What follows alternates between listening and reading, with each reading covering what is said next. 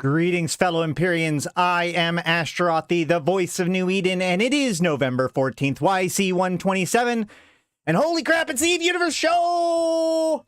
How's it going, guys? Oh my gosh, I am so sorry that I haven't been able to be around as much as I have been. I will be. I want to talk about kind of what's going on and why that is later on, but I don't necessarily want to, go into that kind of stuff at the very first. We want to get to the important topics first. So go ahead and say, welcome, welcome, welcome. How's it going, guys? I am back, and we have an expansion coming next week. It's a huge one. This is pretty exciting, especially if you're into mining or exploration.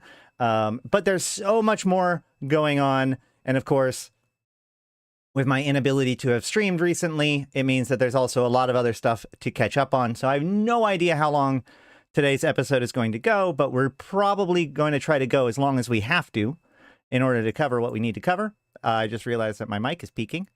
So hopefully I fixed that now. Let me know if the sound levels are good. The recent stuff in Null just reinforces my opinions on structures and citadels. That's interesting. So TL was saying that Citadels is, in hindsight, one of the worst things added to the game. The complete overhaul redesign changed my mind.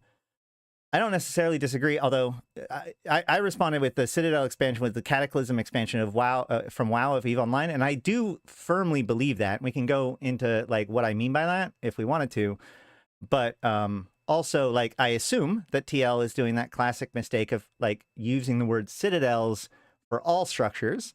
But I'm curious as to what makes you think, what about the Null stuff going on makes you feel like structures are an even bigger problem than before?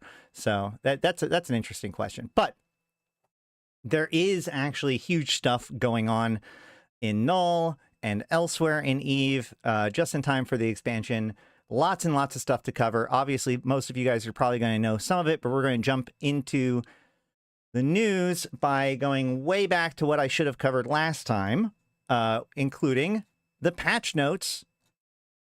Actually, now that I've said that, is there anything actually useful here? No, there's not anything useful here, so never mind.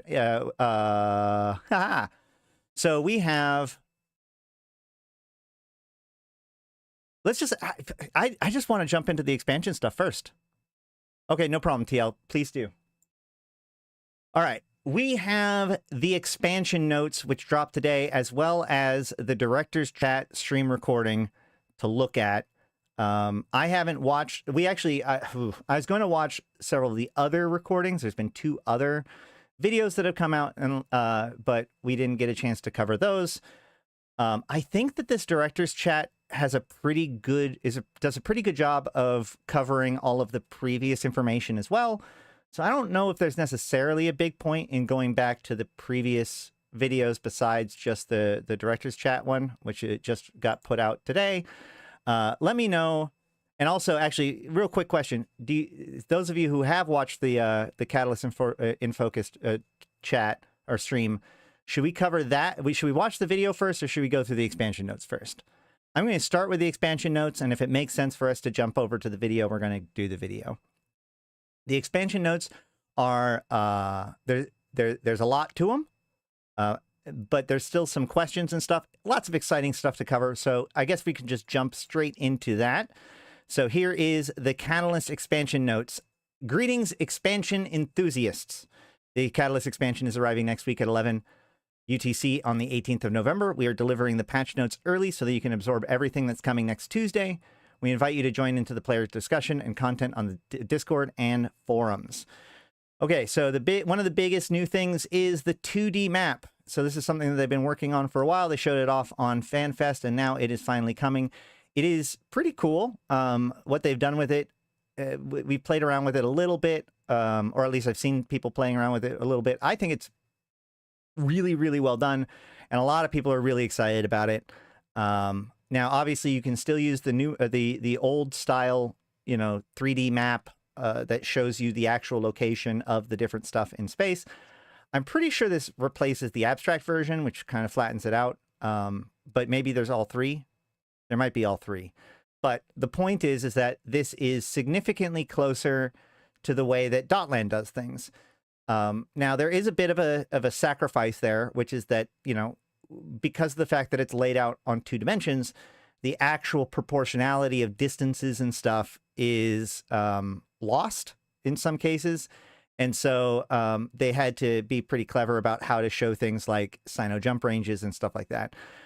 But, you know, new features to the map. This is something that was a big piece of what they've been working on since Legion. And we'll check that out, of course, when it comes out. But this is one thing that has a lot of people excited. It has a heat map view when zoomed out for overview of the universe data. That is actually one of the really cool things, which is that, like, as you zoom out, it clumps the resolution. So that way you can see, like, oh, there's like 5 things here. And then as you zoom in, you can see how those 5 things are divided up amongst the actual constellation. So this makes the map significantly more useful, which I think is really good, because I think that, like, so they've spent so much time building other content discovery devices like opportunities and like the agency. But I would say that a lot of those changes historically have been very in the trenches of Eve design brained, right? Like the idea that somebody would, you have to teach somebody to go to the agency to look up content. You have to teach people to go to the opportunity window and how to use it to find what you want to do. The idea of opening up a map and seeing what's around you to see what to do is intuitively obvious to players that haven't even played the game. So I think that it's been a long time coming for better mapping tools. And like the idea of the 3D map and the contention between the old map and the new map and blah, blah, blah, blah, blah has always made it difficult for CCP to do that. But we see that, you know, especially with this 2D map being made, CCP is doubling down on the map and the information that's there. And I think in the long run, like that's going to be a much better content delivery or content visibility device. I think the idea of like opening up the map to see what's around you can be added into our gameplay loop is the wrong word, but like, you know, our session loop, as it were, rather than opening up opportunities and agency. You can still do those, but this feels more, what's it called? Oh, shoot. Now I can't even think of the word I was thinking of. It's not even the right word. Like when something's integrated, it feels like the kind of thing that you would do as a pilot too. Now having that integrated with agency and all that stuff will be very important, but either way. We've improved how data is displayed on both the 2D and 3D maps. The new visualization now aligns more closely with player expectations, drawing inspiration from the classic map behavior. Filters now use logarithmic scaling, which makes it easier to distinguish increments and lower end values, even when big outliers on the map. Yeah, some, you know, the high end of scaling, you know, if you have some systems with 300 plus destruction and most of the systems have 1 to 5, you know, in ship destruction, it's going to be very difficult to display those two ratios without having something like a logarithmic scaling. So like those high numbers will blow out the whole scale. A legend has been added to help interpret the data shown on the map. By interacting with the tuning icon on the legend, you can now open the filter editing panel where you can adjust the data range displayed, switch between logarithmic and linear scaling, and customize the colors used for visualization. All very great stuff. Your changes will be saved per filter, allowing you to tailor how data appears and focuses on what's more relevant to your needs. Okay, this is all extremely cool, but then begs the problem of like, it'd be so cool for us to be able to save these settings and possibly even share them to people. So that way we can help like a newer pilot. Like here's a customization of all of your map stuff. You know, here's the classic, here's the Eve Scout official, you know, filter pack for your maps, you know, whatever. All right, jump range visualization. Pilots flying ships equipped with jump ranges. Jump drives can now toggle the jump range display on or off in both 3D and 2D map via the jump icon in the bottom right-hand corner. In the 2D map, reachable systems are highlighted, and in the tube subway map mode, reachable nodes can change their shape from circles to diamonds. Tube subway map mode.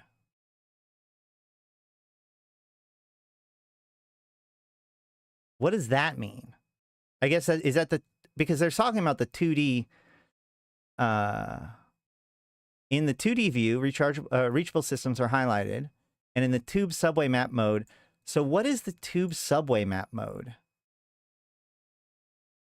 And how is it different than the 2D version? I wonder. Okay. Hovering over a system provides information about jump range, fuel consumption, and fatigue incurred after the jump. New filters. We've expanded the range of filters for 2D and 3D maps, or anomalies, displayed as pins, or distribution. So or anomalies are now shown within a 5 jump range, or distribution. I wonder if you're going to be able to see what type of or anomaly it is. Well, you're at least going to be able to see that it is an or anomaly, so that's a bigger one. Or distribution, showing where ore belts are located across New Eden. That's fine. That doesn't change much. And specific ores shows where particular ores can be found. This is going to be like, these little things are going to be a big deal, but are relatively small. But if you think about it, like especially newer pilots, especially going through like the career agents or whatever, that's a lot of the time where they're first trying to be like, I want to mine the stuff to build this thing. And so being able to be like, okay, where is this ore? Is cool. Now, spoiler, they did actually remove Isogen from the venture, so it's not going to be as much about drawing people into dangerous places before they even finish the career agent, but still. Okay. This is where we're going to be introducing the new information sidebar that appears alongside the map. It provides extra context about the selected filter, helping you explore ore data and learn more about the resources that you're seeing. This is a big piece of like what they've been talking about, where they want to make sure that this is the side panel that they've kind of showed off. It's going to be like where they put in things like, you know, information about big fights or, you know, whatever, any of that kind of like, it seems like they're going to be building new tools to like algorithmically, I hesitate to use a word like AI driven or whatever, but like algorithmically determine what is interesting content to make it so that the map pays closer attention to what's going on and feeds us more information about what it is that is interesting and the local news and everything. Again, I'd really like to see this integrated with opportunities and agency. I would also really like to see opportunities and agency, you know, rebranded as Aura, but, you know, I'm going to keep hitting that drum. All right. So the following quality of life improvements have been added. Pilots can now search for landmarks directly in the map search field. That's pretty cool. Although it'll be good if there is like a list of landmarks, so you don't have to know about the landmark in order to search for it. But either way, directional arrows have been added to the 2D map to make regional connections clearer and easier to identify. Hold on a second. Now that I've said that, does the existing map... Oh, by the way, there's a huge problem right now in Eve that I have found, which is that, like, it's getting stuck in Alt and Control or, like, other modifier keys. I'm not 100% sure what's causing it. I did see reports about it on the forums, so it is happening to more than just me. What I've been finding is that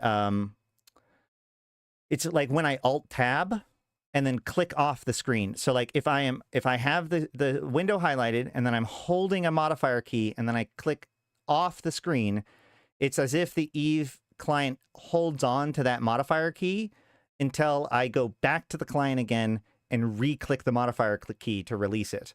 So like, for instance, here's, actually it's happening right now. So right now I'm not holding any keys, okay? No, but if I click and drag, you can see it's like, hold on. You can't see right now.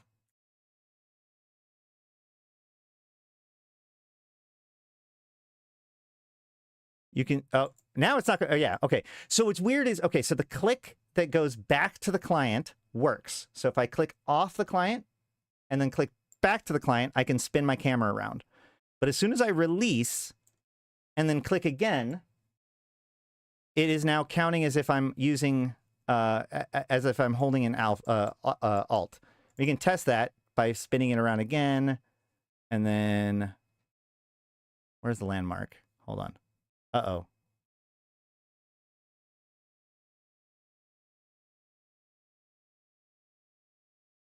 I am at the, oh, here we go.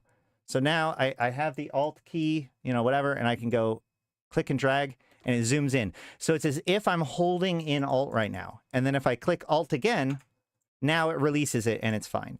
So people have also been talking about it with control or whatever. What I find is that if you're holding a modifier key, when you click off the screen, then it holds on to that modifier key. But also I had the additional problem where if I had a second client on, if I had 2 clients yesterday, then clicking on the second one wouldn't do anything. Like it was as if I was still clicking on the first one, even when I wasn't. And so that ended up making it so I couldn't actually be interacting with both my clients at the same time. Huge nerf to multi-boxing. Not sure if it's intentional. I mean, like, I'm pretty sure it's not intentional, but yeah, just be advised about that, especially if you are a multi-boxer right now. This is a pretty serious issue.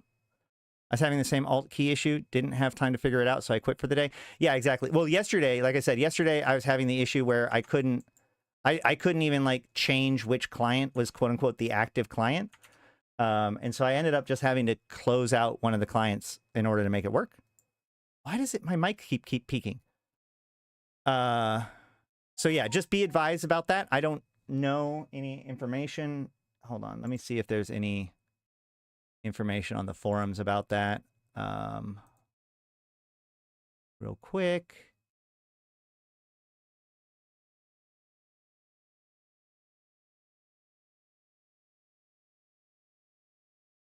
Yeah.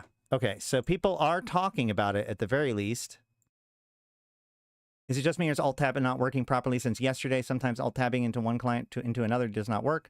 I have to actually switch to a completely different window first to get them to the other client. Only WinTab works for alt tabbing. Yeah, I think that it's trying to like hold on to the modifier key and not giving it up correctly. I've had an issue for a while where sometimes I'll click on alt to find out if it's been... Oh, yeah, no. Like, that's a very common thing where, like, that's actually something that happened a lot during the Crimson Harvest site with the one where you can't really move, is that it's very easy. I find it, especially when, like, doing control click to lock things, since you're clicking so many times, that if you accidentally double click on it, then you start moving. But, yeah. Either way, let's carry on with the expansion stuff. So hopefully they'll fix that soon. But it is a pretty decent counter to multi-boxing. All right. So moving on. Mining UI UX improvement. So mining, this is the mining update, okay?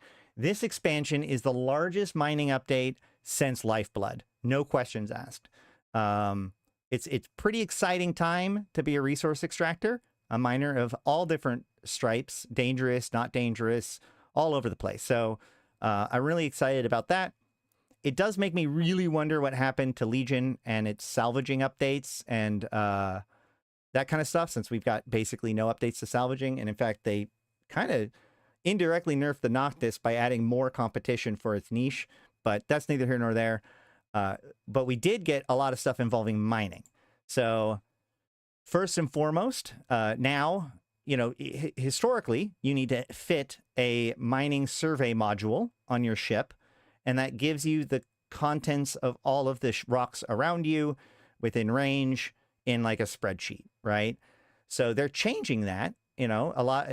So that way now, I think all mining ships now have a special mining scanner.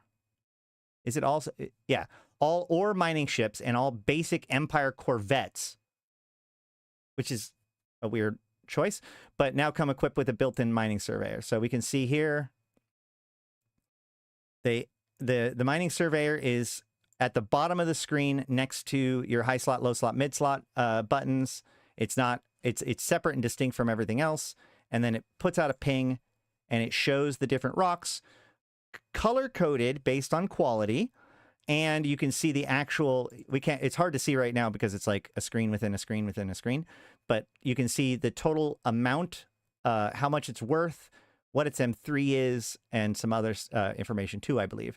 Now, the original mining survey scanner device still exists, but its role has been changed to make it so that it is more focused on improving the mining of the ships that mine the rock through like crits and stuff. So we're going to look at that. So the Mining Surveyor introduces a dynamic overlay displaying color-coded visual indicators of asteroid values directly in space. The overlay can be toggled on or off via the scanner button on the HUD.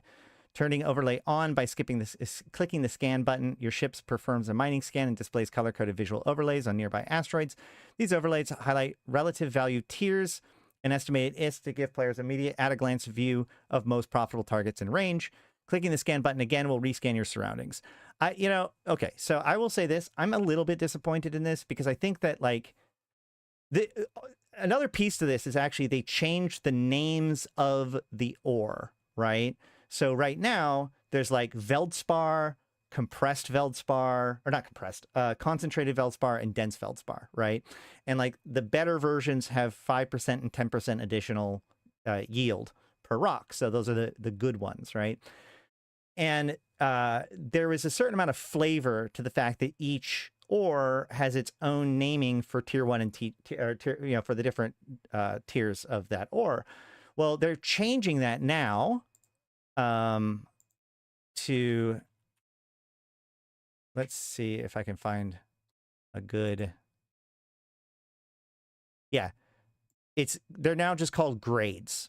So there's Veldspar 1 grade, 2 grade, and 3 grade. That's basically it. Or, well, there's Veldspar, Veldspar 2 grade, and Veldspar 3 grade instead of dense and concentrated. This does make it more, like, easier to pick which one you want. But here's my hot take for this, okay? Like, this isn't, I'm just going to say this, like, I'm not hyper excited about these things because I feel like mining has a lot of dead time, right? It's a good activity for newer players to get into because it's super low impact and, whatever. But, like, you're sitting there mining. These questions about, well, which rock should I be mining? How, et cetera, et cetera. Where should I be mining? These are questions that require you to do some processing, right? You mine it. Maybe you'll mine one of every rock to see what their values are. Maybe you have some spreadsheet to do it, etc. But, like, the point is that you begin the activity of mining by just mining whatever. But then you have a lot of time to sit and think about what you're doing. And so giving people an opportunity to, like, think about their stuff. Okay, well, what is better, dense, concentrated, or regular? You can just show info to do that, and it just gives an opportunity for the player to learn something. Whereas when it comes to, tier 2 and tier 3, like, obviously class 2 is going to be better than class 1, class 3 is going to be better than class 2. So it takes the, like, downtime processing out of the picture. And I really feel like that may cheapen mining in a way that may not be intuitively obvious to a lot of people, because it takes a little bit of the gameplay away from mining, which is figuring out what to mine efficiently. Let me know what you guys think about that, whether or not I'm right about that. That's just kind of my gut reaction, where it's like, it used to mean, I feel very much like Odyssey expansion when they changed probing to, like, where you don't have to move each individual probe. I feel like something is being lost there, where there was a value in, like, you learned your ore.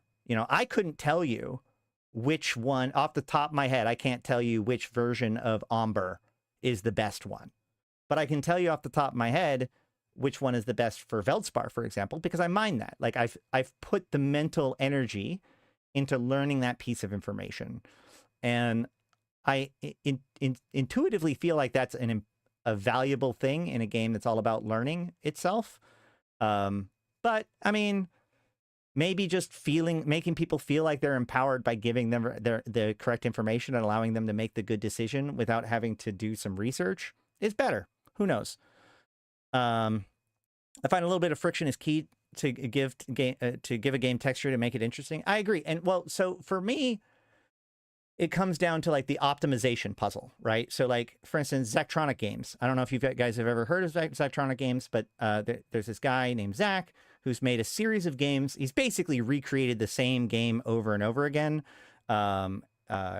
including like I think the latest or one of the latest versions was Opus Dei, where basically the idea is that you create a factory, right? You create a tool, a thing that like does a thing, right? And so to make the factory work is easy, but then you get graded on like how many steps does it take to do the thing? How much like how much land do you need in order to build your facility? You know, et cetera, et cetera. And so there's all these different ways that you can work to make it more efficient. So beating the challenge is actually not the main game. It's an optimization game. So that you step into it, you easily can, or, you know, comparatively easily beat the overall challenge, but then you can continually focus on your understanding of the situation to create cooler and crazier optimized ideas. And so I like to think of Eve a little bit like that, especially when it comes to mining, as an optimization game. You can just go out there and start mining whatever fucking rock is in front of you, and it's fine. You will gain ISK. There's no rock that's worth negative ISK, right? But at the same time, the more you sit down and think about it, the more you can actually optimize and get more value out of your time. Not just be it by going to more dangerous things, but by thinking through your process more and getting a more efficient process. Now, some of that is still there when it comes to like knowing what facilities to refine from, knowing where to go, et cetera, et cetera. But like, I'm always very hesitant to be okay with things being just like dumbed, like meaningful learning experiences being removed, you know? Either way, that's my thought. Yes, it takes away the mystery and personal investigation and learning the names and stats. It was annoying. But like you said, a lot of time while mining and Googling, searching these things. Yeah, exactly. There needs to be a time where it's like, okay, well, guess what? You're not doing anything for the next 15 minutes because you're mining this rock and it's going to be fine. Like, spend some time Googling some stuff to learning about the game. That's cool. I agree with the developers putting some info mining as it has been an ignored activity, but the fact that the legacy code is still causing problems of being updated is getting frustrating. I don't... what part of this was affected by legacy code? Like I said, I haven't watched all of the videos per se because I was waiting to be able to watch them on stream. But if there's a point there that I'm not aware of, isn't there going to be one rock that blows up if you mine it wrong? Yes. Yes, there are. The Mercoxic still will be dangerous, but that's also in nullsec. So, I mean, there are still little quirks like that, but yeah. But that being said, I'm being overly critical of this one piece. There's a whole bunch of other stuff going on, so let's keep going. The mining survey chipset is a passive mid-slot module that enhances your mining surveyor with detailed information on the number of units of ore available in nearby asteroids. It also provides bonuses to mining critical success chance and mining critical success bonus yield, as well as reduction in mining residue chance. Only one mining survey chipset module can be fit at a time. The mining survey chipset is available on basic Tech 1, compact, and Tech 2 versions. Existing survey scanner modules have been converted to mining survey chipset modules. So the survey scanner, whose functionality has basically been completely replaced by this new integrated mining surveyor. So the modules themselves have been completely changed to this new mining survey chipset module. So there's not going to be nobody's going to have a mining survey module after this. If you had one, it's now going to be one of these. And they feed into a big piece of this new change, which is the addition of critical chance, which is pretty cool. So now every cycle, there's going to be by base amount, 1% critical chance. And then that critical chance, I think by default, is 2 times the reward. However, you can increase that critical chance through skills and through this module, which I believe mining surveyors can be upgraded with mining survey chipset to reveal additional information such as total value and remaining quantity. Oh, okay. So like without a mining surveyor, you don't get those information. You just get the value of the ore. But if you have a mining survey chipset, you also get the total value and the M3 on the rock, which makes sense because that's closer to what the mining survey would get. That's actually really good. That still keeps anybody who had a mining survey module will still want it for that exact same reason. the loyalty point wallet tracker type thing. Oh, well, yeah, that's fair. And we'll talk about that when we get there. So the one thing that I will point out when it comes to critical chance, as we're getting further into this discussion, is that remember, when you're increasing the critical chance, they're increasing it by a percentage of the base critical chance. Okay, so this is one of those ones that like happens whenever we're talking about like, well, we see this in the news all the time where it's like, oh yeah, a 300% increase of X given Y, right? But X has like a 0.5% chance to happen. So a 300% increase in X means a 1.5% chance to happen. So it's 300% increase sounds huge, but in this case, it would only be like an additional 1%. So remember here, like your base percent is 1%. So if you have something that increases your crit chance by 50%, that actually only makes your crit chance 1.5%, not 51%, okay? That's the first point. The biggest thing, though, with these crits, though, is that second piece, okay? The critical success bonus yield, which determines how much additional ore is gotten per critical hit. So even though the critical hit doesn't change that much, you know, if you can, for example, double your critical hit chance, that's cool and all, but it's still only 2%. But now it's 300% ore instead of 200% ore, which is pretty cool. And will need to be calculated into your, you know, spreadsheets and whatnot. Plus, it also reduces residue. So historically, there hasn't been any real method to reduce residue. Residue is just kind of a consequence of using higher yield tools for the most part. But now there are multiple ways of also reducing residue. So we're going to increase critical, or we're going to add criticals. So now we can get more than we expected. And we can also minimize the residue losses. So residue is a probability-based system that takes away from you. Now there's a probability system that gives more to you. Good to go.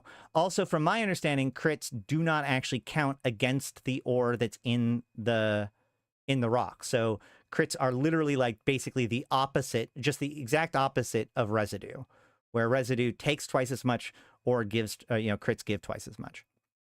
Okay. Cargo hold capacity indicator. While the mining surveyor overlay is active, a new icon will display the current capacity of a mining hold in space scene behind your ship to make this information accessible at a glance. By the way, that information is already accessible. In case you're curious, and this may still be useful after the expansion for various other reasons, but just realize, guys, you can open up your thing and go to your HUD, which I have my HUD at the top, and you can go to options. No, sorry, that's not even how to do it. You go to your hold and you right click on it, and it goes, you switch the track to whichever hold you want. So right now I only have a cargo hold in a drone bay, but if I had a mining hold, it could be there. Now, what's frustrating is that this, if you go to configure ship health and alert settings, this available cargo hold threshold, as of right now, does not follow whichever one you're tracking. It's only your base cargo hold. I'd really like to see that be changed so that way I can have an alert when my mining hold gets a certain full. But yeah, so now you're going to be able to get that information if you have a survey module without having to, I guess, do all that.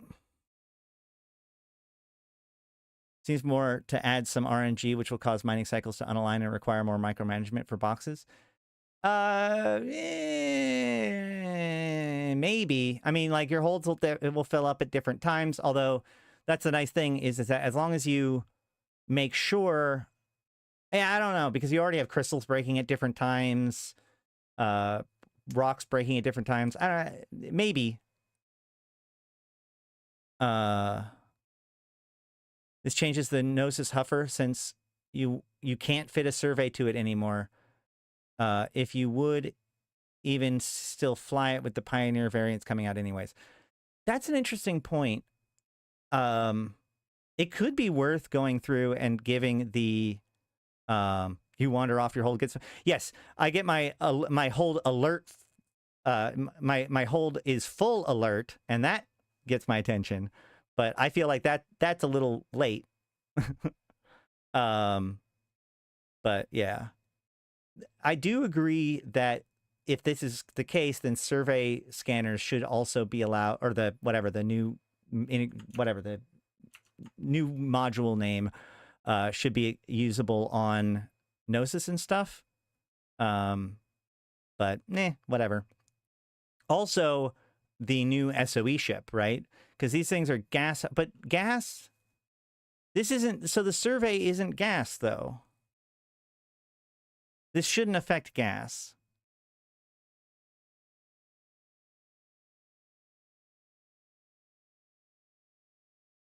I don't think this affects gas.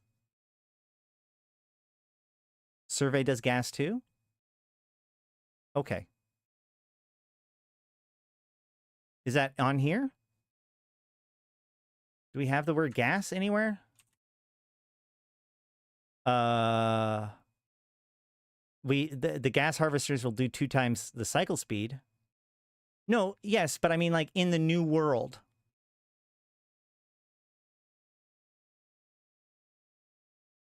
Currently it does. I agree that it's currently does that. But I don't see any solid indication that the new mining survey situation will... I mean, I assume that the basic mining surveyor will work on gas too, but I don't feel like there is 100% guaranteed that that is true. Oh my God, that's a lot of uses of the word gas.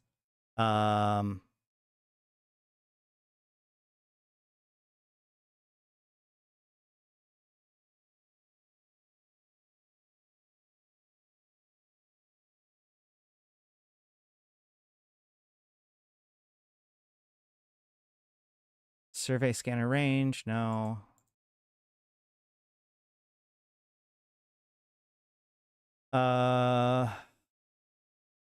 Mining scanner upgrade, mining critical chance, success. Do we even know if crit affects gas? The Gnosis is going to lose the ability to survey for gas.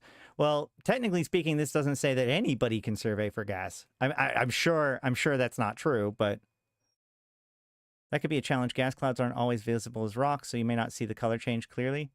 That's true too. That's going to be a weird one. They haven't even addressed gas at all in here. So that's okay. So we're going to have to write down things that we got to like really double check. Questions that we have. Hold on. Do I have a pen? Hold on.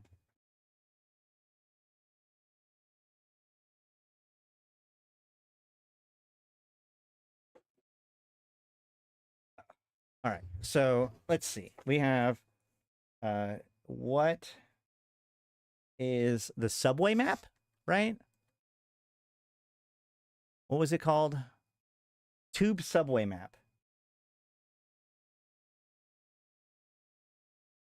Gas survey and how it interacts. All right, let's see. We'll find out. We'll find out. Maybe next Tuesday, maybe before then. So new can of worm. What about ice? I think that ice just will work the same. They've actually specifically said that ice does crit. So, but I don't know how that's going to interact with like the crit chance increase or like the crit yield increase. Because like, what does it mean to like having 200% yield with ice makes sense. It's 2 blocks. But what does 250% ice mean? So that's going to be a question too.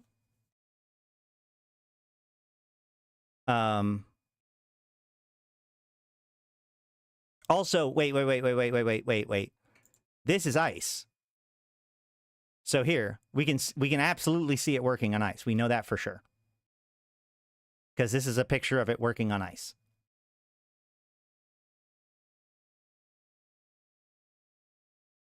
Okay. Now then.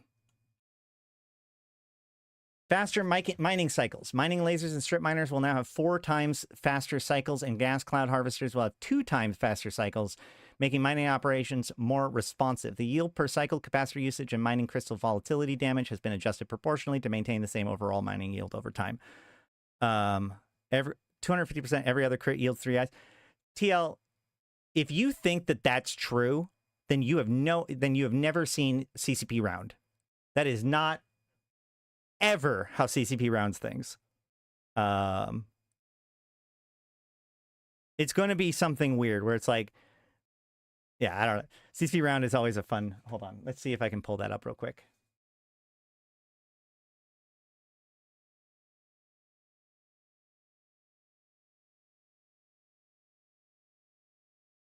Dang it, that's not the actual image. Hold on.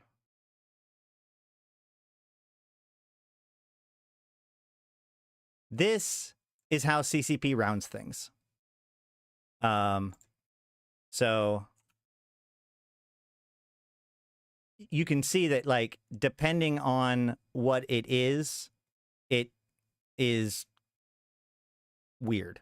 So that's my point, is that, like, we're just gonna have to test it, because there's not just like 50%. What if it's 45%? What if it's 55%? Right? So we'll see. We'll have to see. Okay, so the thing about these faster mining cycles is that this actually does nothing of, like, actual meaningful change to the mechanics of the game. Because, like, so if this was any other kind of module, right? Let's say we're like, okay, well, we're going to change it so that all Triglavian weapons cycle twice as fast, but they also, like, we're reducing their damage by half and all the other stuff, so that way it's exactly the same, but it cycles twice as fast. That still would be a difference, because when you decycle the gun, it still has to finish the entire cycle and then stop. When it comes to mining, though, mining devices, mining lasers, mining, all of the mining stuff, they're the only modules that you can shut off in the middle of their operation, and they're going to just give you whatever it is that they gave you, right? So if you mine for a quarter of your cycle and then shut it off, you get a quarter of the resources that you have done. It's called short cycling, and it works in mining, and there's a bunch of other stuff. So this doesn't actually make it so that, like, you can be more responsive. Oh no, you know, it takes you longer to cycle down or anything like that. No. It's more like it checks in more often, which makes it so that, you know, part of it is to make it so that you get more crits, but they're less, like, they're not as big because they're 4 times smaller, but they're happening 4 times more often.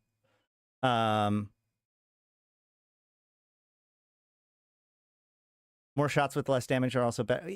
Yeah, I'm just saying, like, my point is that this isn't every other module has to red cycle. Mining modules do not.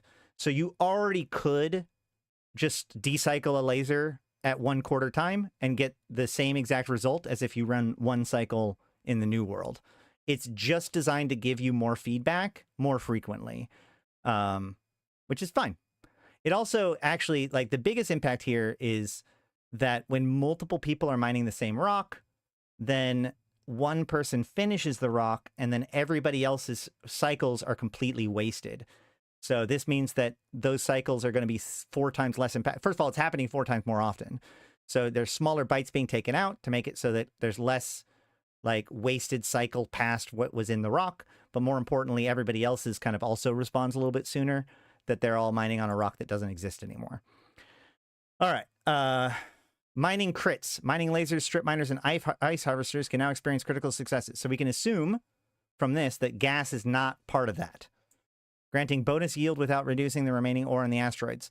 The chance of critical success starts at 1%, and the bonus yield from critical successes start at 200% of the standard yield of that cycle, with both values able to increase through skills, modules, and mining form and bursts. Critical success notifications will appear on screen with added audio and visual cues to inform players when a crit occurs. Yeah, dopamine. It would be really funny if they, like, make a big deal about it, like do tons of game juice, like it screen shakes. It's like, bah! Every time you crit, even though it's like just a little, it's like, congratulations, you got 7 more Veldspar. All right, new mining critical success skills. There are 2 new skills that have been added. 1, mining precision has a 10% bonus to mining laser and ice harvester critical success chance per level. This is the one I'm talking about. So in mining precision is trained to 5, you actually only still have a 1.5% chance to crit, right? Because 50% more of 1% is 1.5. Mining exploitation is a new rank 6 skill that provides a 5% bonus to the mining laser and ice harvester critical success bonus yield per skill level. So this one is also is a big deal. This means that when you do crit, that crit will be 25% better at max skills. So both of these together are kind of nice. You're definitely going to want to train them at some point as a miner. Changes to mining cycle rounding. Oh, okay. Hold on. The rounding system used for mining yields have been adjusted so the amount of ore you receive over time will, while mining will more closely match the estimated values of your modules. Previously, any remainder of less than 1 whole unit of ore that was left over after the ore unit volume was divided into the mining cycle yield volume will be rounded down and lost. Now we have implemented a system of stochastic rounding so that each cycle will have a chance of receiving 1 additional unit of ore, so that over time your overall yield will tend towards the yield that would be expected from your module attributes and bonus. So there you go. That's the answer. Is that it's not just every other time that you're going to get an extra ice. You're going to get 50% of the time you'll get an extra ice, and 50% of the time you won't get an extra ice, which is like in the long run the same thing. But that works. I like that.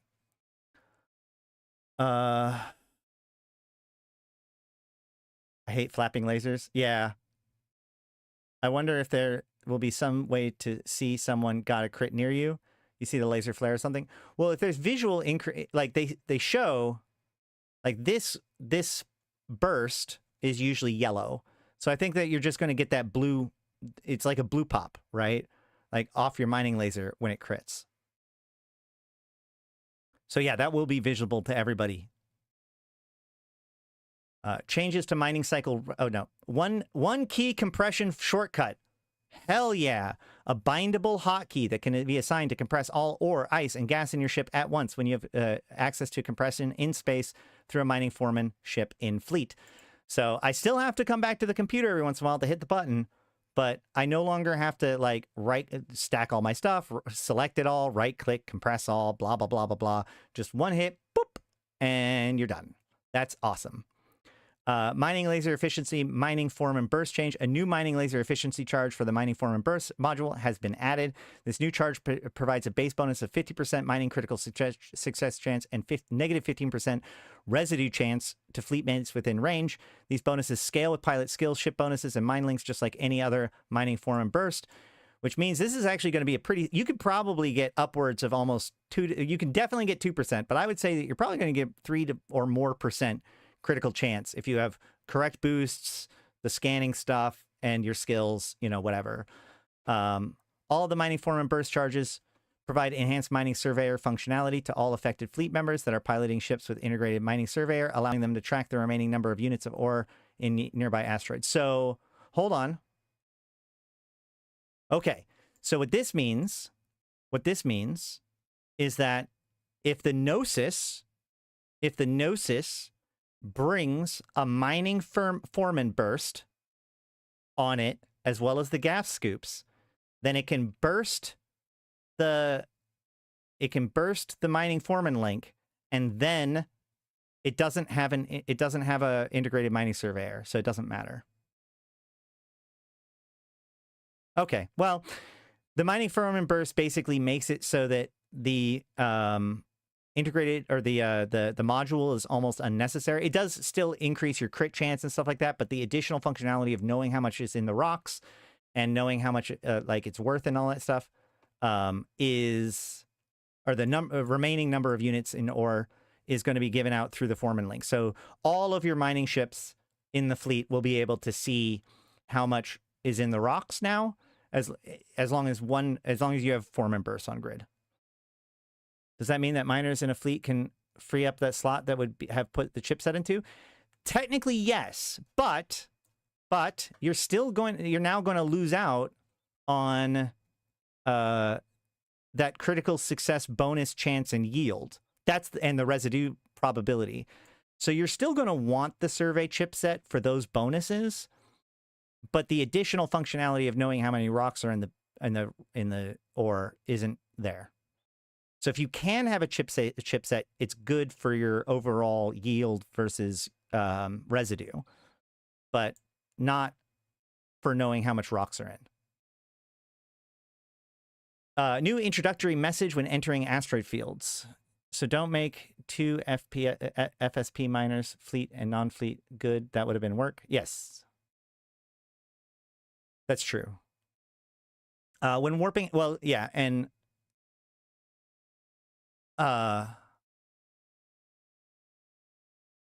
so the free ship program miners use Tech 1 mining lasers, which means they don't have residue. So you could argue that having a mining surveyor on them or chipset is not as useful. By the way, we do offer, thanks to Nolan, who's in chat right now, we offer free ships to members of the convocation for things like mining, Abyss, and other such things. So, you know, just another reason to join the convocation, who are here to maximize player engagement with EVE Online. We are recruiting. Go ahead and hop in the Discord. Even if you don't necessarily want to join the convocation proper, you can still hang out with us. All right. When warping to an asteroid belt and mining anomalies, a new introductory message will appear at the bottom third of the screen that lets player know the name of the location that they just arrived at, as well as the estimate of how depleted or fresh the asteroid field is. This should be especially helpful to players in high traffic space to indicate at a glance whether a field is mostly picked clean by other players or not. This is actually a really interesting one because, like, when you warp to a lot of sites, it has that pop-up window that tells you about that site, and it's kind of annoying, especially if you're doing, like, exploration. You set a bookmark, a landing pounce. Every time you warp back and forth from your bookmark, that pop-up box appears again. And I've even had CCP ask me whether or not, like, they should allow us to suppress it. And I've said yes. So this is interesting that, like, I don't know what this message is going to look like, but maybe they should replace all of the site's introductory messages with those. Phased asteroid fields. Here we go, guys. This is Gold Rush. This is the thing that they've been teasing about for a while when it comes to this is the very first Gold Rush based thing. It's not the only thing that's coming that's Gold Rush.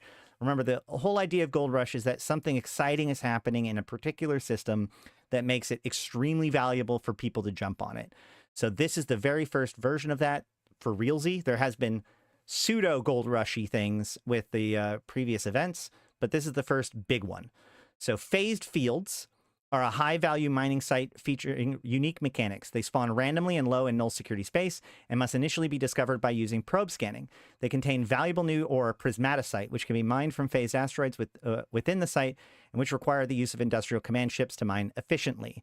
In addition to the incredibly valuable prismaticite, there's also several high-value asteroids and superior grades present, which can be mined at any time as normal, right? So the way it works is that the site is up for 40 hours. And as it's going, this thing, the actual rift moves through the site and so passes through the different ores. So at any given time, there is at most only one prismaticite rock mineable, but there's going to be all this additional stuff. So even if you're not prepared to jump on the prismaticite right now, you can still extract all of the extra like spodumene and other high value ores that are in the site and then get out. But if you can mine the prismaticite, even better. And if you can mine the prismaticite efficiently, that's the best. So we're going to talk about that. So they showed in the new message pop-up screen, it says the name of the site and how mined out it is, players. Is that in the Catalyst in focus?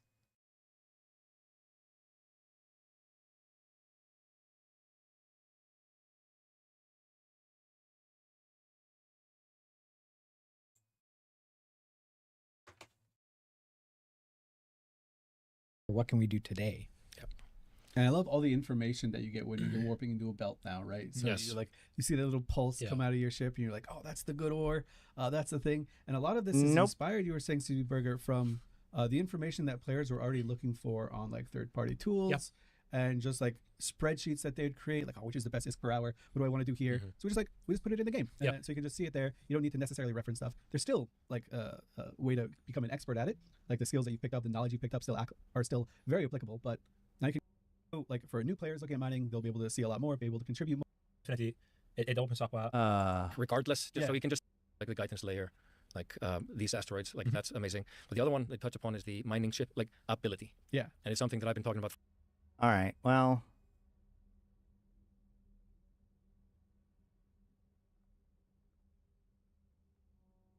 Yeah, I'm not sure. Okay, let's go ahead and jump back into it. It's not that one? Okay, well, fair enough. Okay, these sites contain hyperspace fracture, which will slowly move across space, breaching phased asteroids along its path. I did do a live stream when I was doing the Sissy test, and we did look at the phased fields during that time, so you can go back and watch that if you want to. These once breached, phased asteroids are phased out and can be mined for prismaticite at 10% efficiency immediately. Okay. After deploying a mobile phase anchor and connecting it to industrial command ships, the asteroid will phase in and can be mined at 100% efficiency. Okay, yeah, got it. Well, we can always look into that, potentially.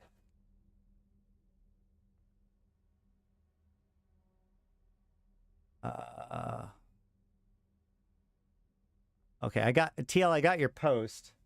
I'll have to look at that. That is a lot to read. Okay. So this persists until it phases out over. Okay, after deploying the mobile phase anchor and connecting it to industrial command ships, the asteroid will phase in and can then be mined at 100% efficiency. This persists until it phases out over time, or the fracture moves away, collapsing the asteroid. So what that means is that you don't have to keep it there. Like, you can just turn it on. Like, once you power it up, you no longer have to be powering it up until the end of the rock, I think. It's embedded like the aligning orbiting text. Interesting. So mobile phase anchors require 100 energy to phase in phased asteroids. Rock walls provide 100, Orcas 50, and Porpoises 35. This brings up, like, when they first talked about that, they were like, oh, any combination of 1 rock wall, 2 Orcas, or 3 Porpoises. And that frustrated me so much, because it's like, that sentence to me almost implies that there's some sort of vestigial design that got changed, because the only additional combination besides the ones that they explicitly listed was 1 Orca and 2 Porpoises. So why not just say that? Why say any combination of these? Because that doesn't make any sense. All of the other combinations don't make any sense. Rock walls plus Porpoises don't mean anything. If you have 2 Orcas, then you don't need any more Porpoises. Like, there's no other combination besides the 3 explicit ones, besides 1 Orca and 2 Porpoises. It's also worth noting that the new command destroyer cannot be linked to it. It's also worth noting that it does not appear that these things have to be they don't have to have their industrial core running to do this. So while it is absolutely crazy to have to bring an Orca into low sec or null sec in order to mine this stuff, they don't have to technically be cored at all, let alone the entire time, in order to facilitate this stuff. They still can be, but I don't know if that changes anything per se, but it is interesting. Mobile phase anchor blueprints are available for 140 million ISK from the following locations: Yitri, Popel Dynamics, Ifer & Co., Freedom Extension, Zoran Sons, Dulcia Foundry, Impetus, Cameltech, Mortis Legion, Ore, and Intaki Bank Stations. So this is actually, like, this is something that we're going to see several times in this expansion notes, which is that, like, obviously Upwell is doing some stuff. These corporations are the Upwell member corporations. And so we're going to keep seeing this list of corporations as we go through this. But the mobile phase anchor are going to be 140 million. So you have to have 140 million plus 2 Orcas. This ore needs to be worth so much for this to be worth it, but we'll see. Once the fractured has moved halfway across the site, the beacon is spawned, revealing the site. Once revealed, the site location is visible to everyone in the solar system and is also visible on the star map. So for the first 20 hours, it must be located by probing. But for the second 24 hours, it's visible to everyone for the second 20 hours. That's also where the better ore is available during that second half. They said that earlier. And then the other key is that the entire time that you're in the site, though, you know how long you have, right? Because the time of the rift gives you a very clear indicator of where you're at in the site chronologically. So that could be useful. Prismaticite is resource-rich, but it's also the first of a new type called erratic. When prismaticite is reprocessed, each reprocessing batch will randomly become one of the 8 possible mineral types and provide a variable quantity of that mineral. So yeah, this stuff is... Oh! Okay. Thank you, Malak. Yes. The mobile phase anchor blueprint is available for 140 million ISK, but the actual thing itself is not worth that much. The item is only worth 5 million. Hey, Havoc! Yeah, we're just going through the patch notes and stuff. All right. So the prismaticite is pretty much definitionally going to be the most valuable ore in the game of standard ore. Obviously, moon ore is different, but like prismaticite can provide all of the minerals. And if you just mine it and then reprocess it, it provides a random amount of random minerals, which can be useful. But also you can do reactions in order to control the output. So capsulators can control the mineral output of prismaticite by running unrefined mineral reactions. These reactions require compressed prismaticite and atmospheric gases. Reactions for the unrefined minerals can be purchased from most Upwell Consortium member corporations, which again are these up here, for 50 million ISK. Unrefined mineral reactions require stand-up composite reactor.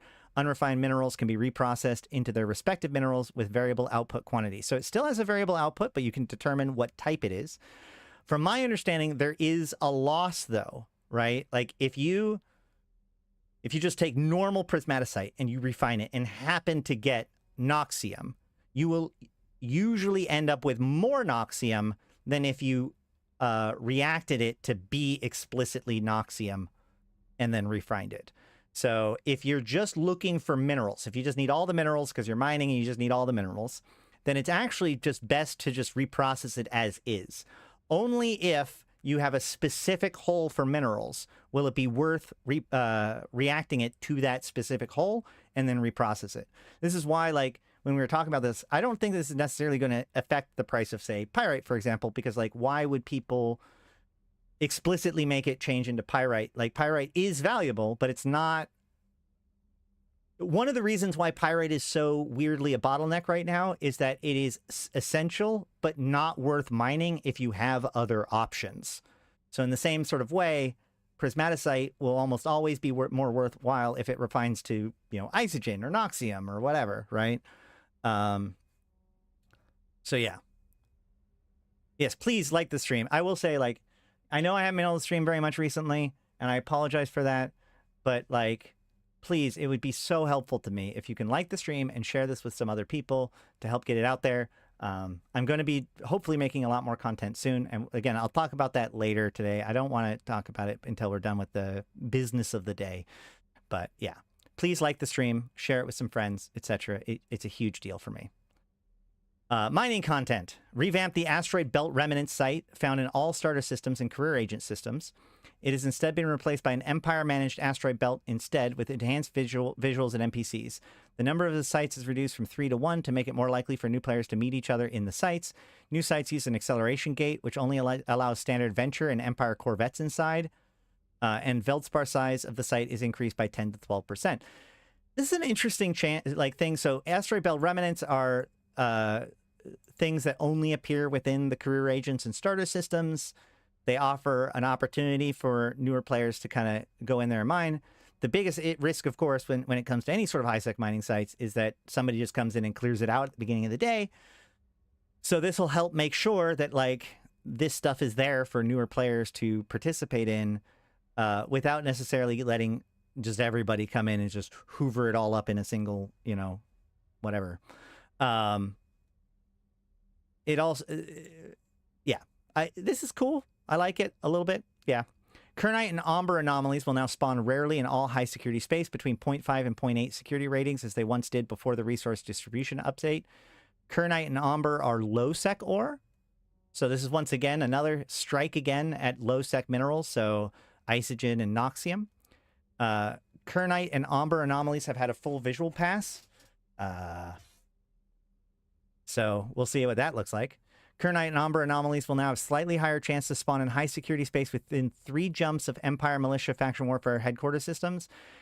This is one of the funny things. Like, so when they added the shipcasters and they changed Faction Warfare with Uprising, like they really expected us to turn these headquarters into an industrial center. They put industrial facilities in there.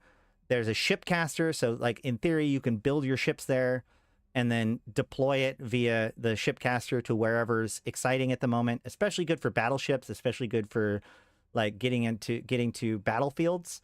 But you know, it took them almost a year to make Faction Warfare or the shipcaster beacons useful enough to Faction Warfare that we saw any kind of widespread adoption, and it's still been pretty lackluster.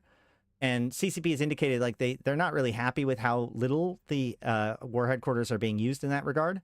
So we're seeing several buffs to making that happen, including they just recently put in like an Edencom style buff in all of the headquarters systems. So they're going to be like you mine in there better than other systems. And now there's going to be the better rocks, usually within 3 jumps of a Faction Warfare headquarters system. So it's going to be worthwhile to people to live in a Faction Warfare headquarters system and then check all of the areas around it every day to see whether or not there's any good opportunities. Kernite and Amber anomalies have a very small chance to get an escalation to a brand new high-sec exclusive mining escalation, the Shrouded Asteroid Belt. So not only are you going to be able to get the better ore there, but you're also going to get, like the chance of it escalating. Hidden Amber deposits, which need to be probed down with scanner probes, also appear rarely in 0.5 to 0.8 security rating systems. The site contains plus 15% platinoid amber and a higher chance to get the mining escalation. I'm sorry, there is no platinoid amber anymore, right? Am I right about that? Hold on. Did they not change? Wait, did they not change it? I thought they, wait. Hold on.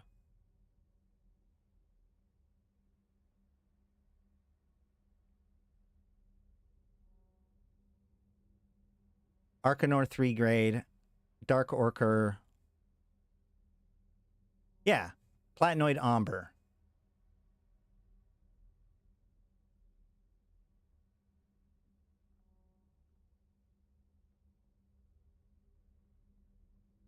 Wait. Oh, wait. Did they not do that to Amber? No. Yes, they did. Amber 3 grade.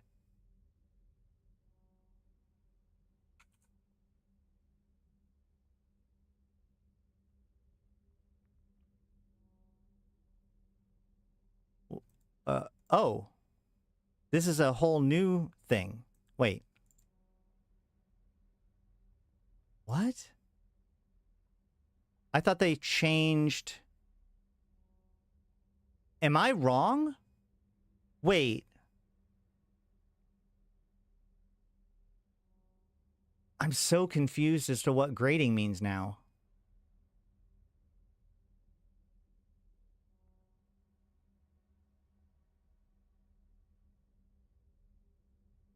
No, yeah, because, well, Veldspar 4 grade? All right.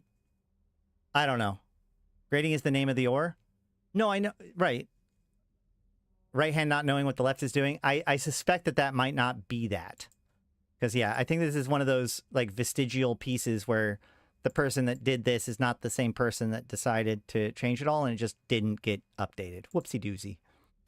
High-sec mining anomalies such as Kernite and Amber sites, rare border sites, ice belts, and the new managed asteroid belts will now spawn a beacon into space on the overview when a player first warps to them, like Faction Warfare sites, to give better visibility to new players and showcase mining activities in high-sec. These beacons have been added to the default mining overview. We have not added these beacons to anomalies in low-sec, null-sec, and wormhole space for now, since miners in these areas of space may want to hide their activity.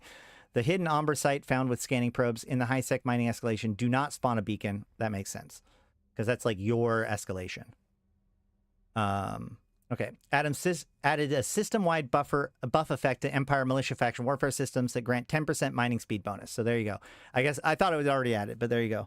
So not only can you now have the better sites there, but there's going to be like Edencom style mining bonuses in those systems too. I wonder, we're going to have to check out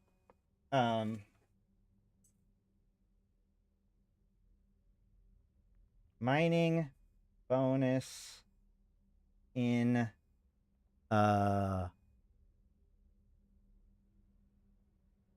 Intaki. My question is Intaki going to double dip on their bonuses? Since Intaki already is a Eden comm system. So is it going to get the Eden comm buff and the Empire Militia War Headquarters buff? That'll be strong. Yeah. So for example, Arcanor will be Arcanor grade 1, Flawless will be Arcanor grade 4. That's my understanding, yes. That's true. That's actually a really interesting piece to this, which is that, like, later on they talk about how they removed Isogen from Ventures, but given the fact that Arcanor's, or it's not Arcanor, but Kernite is back in HiSec, it almost feels like they could have left Isogen in more of the ships. But I guess no, because they already no. You don't need the Isogen to build the Venture in your NPE. You need the Isogen to build your mining or your Logi frigate, your T1 Logi frigate for your race in the manufacturing career. So that still will need people to go after Isogen, which, spoiler, by the way, you do actually get to mine some free Kernite right before that. So if you save all of that and you mine the entire rocks in that event, then you will have most of the Isogen, not all, but most of the Isogen that you need to actually build the other thing that you need to build by that point. And then there's another one where you have to build the thing, but then another career agent gives you it, so you can use that instead. I digress. The point is that, you know, little tweaks to the career agents. Also helps with air. That's true. Okay.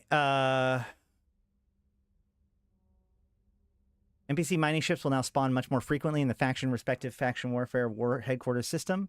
Remember, NPC mining ships don't actually mine anymore, so this doesn't mean that they get mined out. Veldspar deposits will now spawn in Empire Militia War Headquarters systems, so additional Veldspar. War Headquarters systems are Mehithor, Anamon, Intaki, and Ammo. We're adding back the Amber and Kernite anomalies that were taken away from high security space when the resource distribution update took place 5 years ago.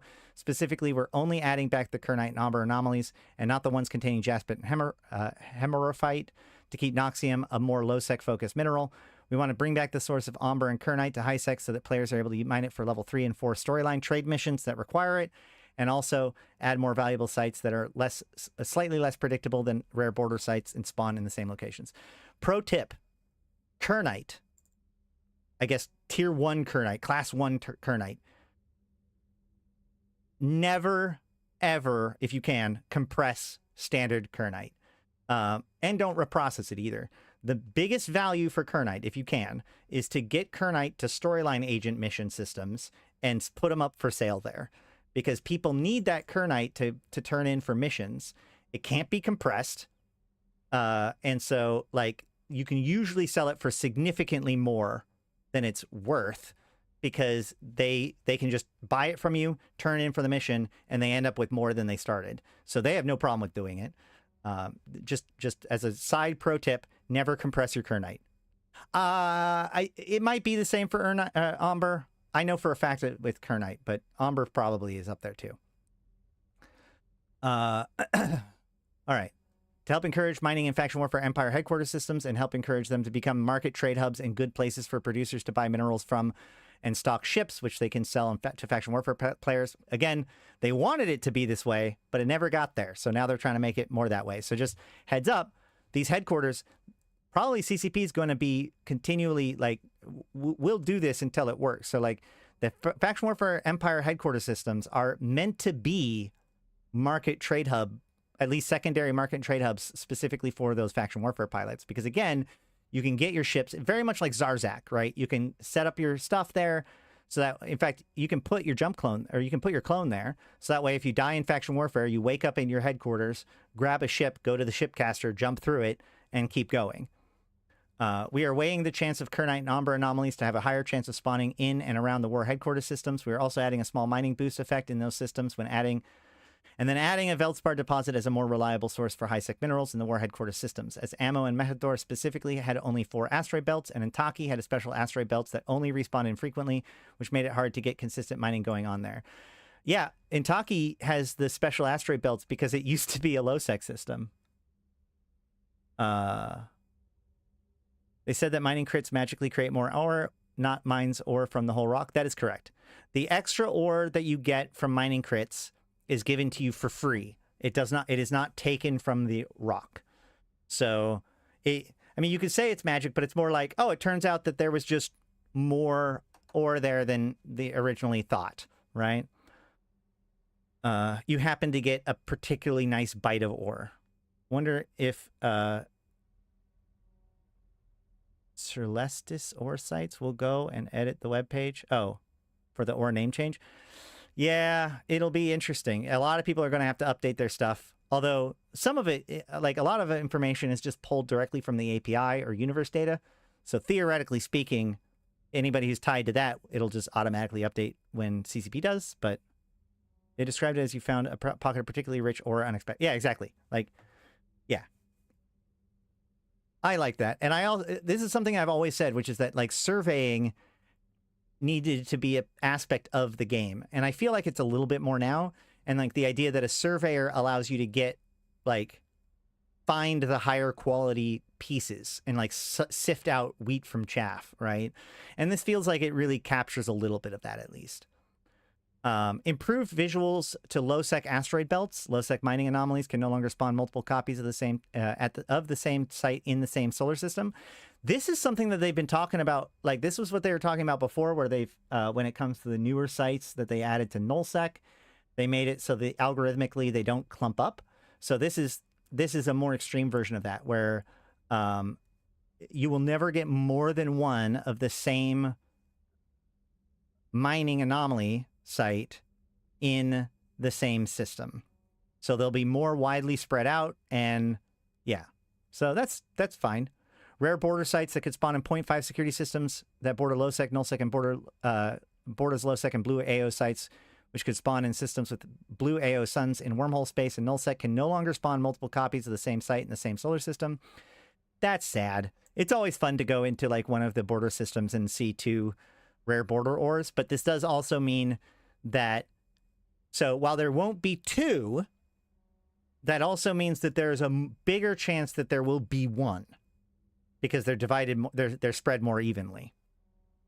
Adjusted the medium jaspit deposit and renamed the average jaspit deposit to match the naming scheme. It also means that there's a better chance that if you mine out the site, that when it gets respawned, it'll respawn in the same location. Because the other locations where it can spawn, some of them will still have their own site, and therefore they will be invalid. So there'll be less valid spawning sites at any given time. So the idea that the site would respawn in the same system it was just in after you close it goes up. Adjusted the medium jaspit deposit and renamed the average jaspit deposit to match the naming scheme of similar anomalies. It no longer spawns in every low-sec system and will now instead appear uncommonly throughout low-sec. Increase the size of the asteroids, increase the amount of asteroids by approximately 4 times, and added 5% and 10% jaspit variations to that site should at least feel more rewarding. I'm glad that they didn't continue to use jaspit special names and instead talked about the 5% and 10%. Now they've referred to the 3 tiers of ore that exist in all 3 ways: by name, by grade, and by percent. Awesome. Did they ever mention how many phase fields will spawn throughout New Eden? No, I do not believe that they have indicated that. Doubled the chance of a small variation of mining deposits from appearing in low-sec. So they've doubled the chance of it appearing in low-sec, and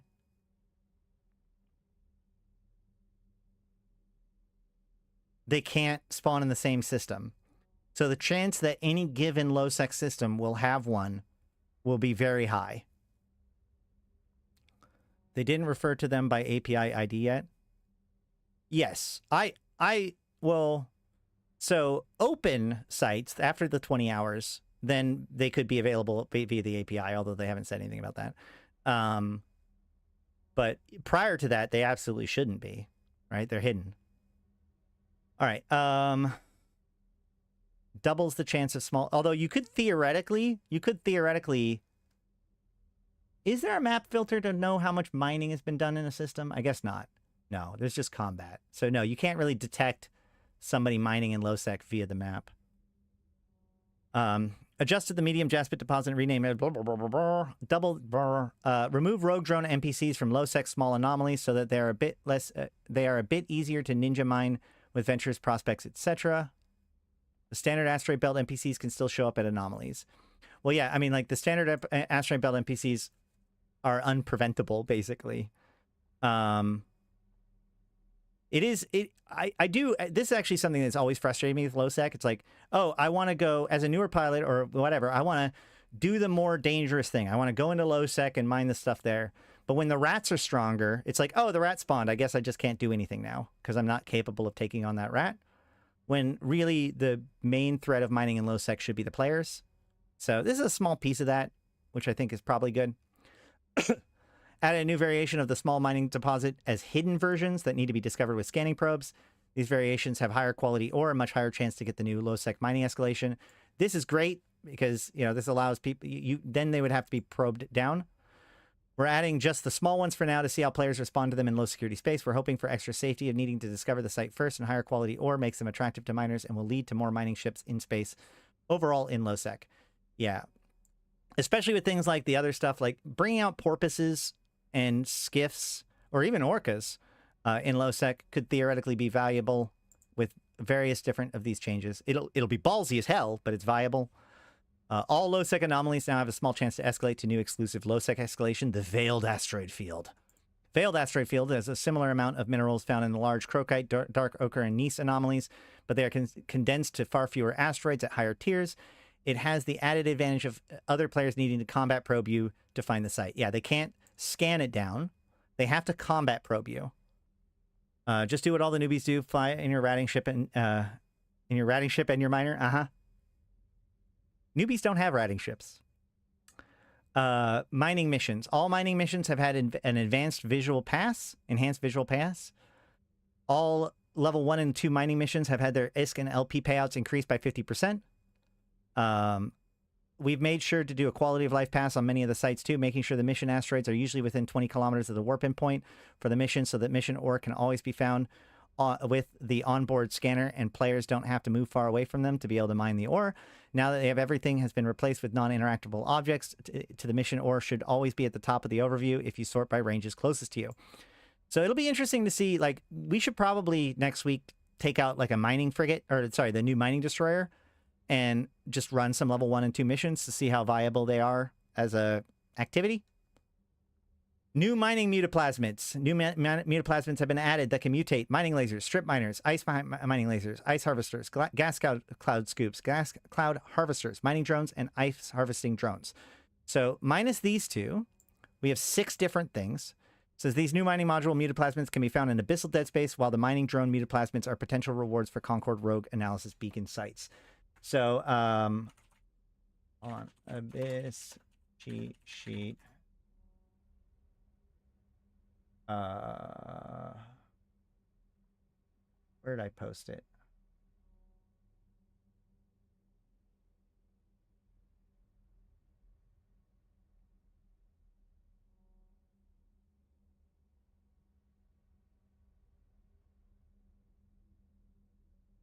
Really? Yep, I posted it here. So I'm going to link it in chat. But if we go to my infographics page on the Notion, we can go to Abyssal Dead Space and see.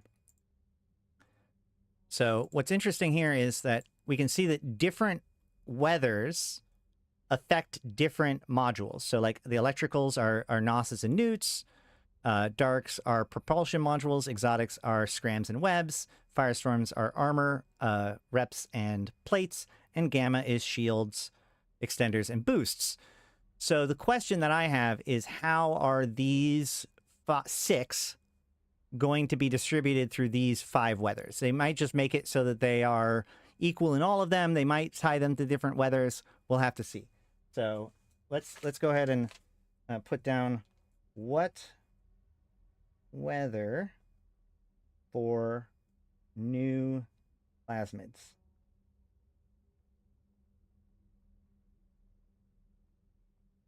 We'll have to see. First big ship loss was a Ferox I went mining in low-sec with. That sounds... That story tracks. All right. And then, of course, the rogue drones, the mining drones and knife drones will come from crab beacons. And these things will affect... Oh, man. Hold on.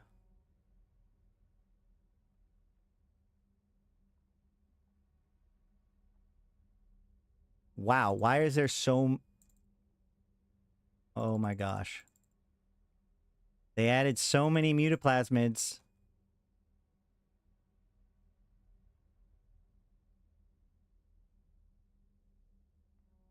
Where can I find it? Here we go. Mining laser mutaplasmid.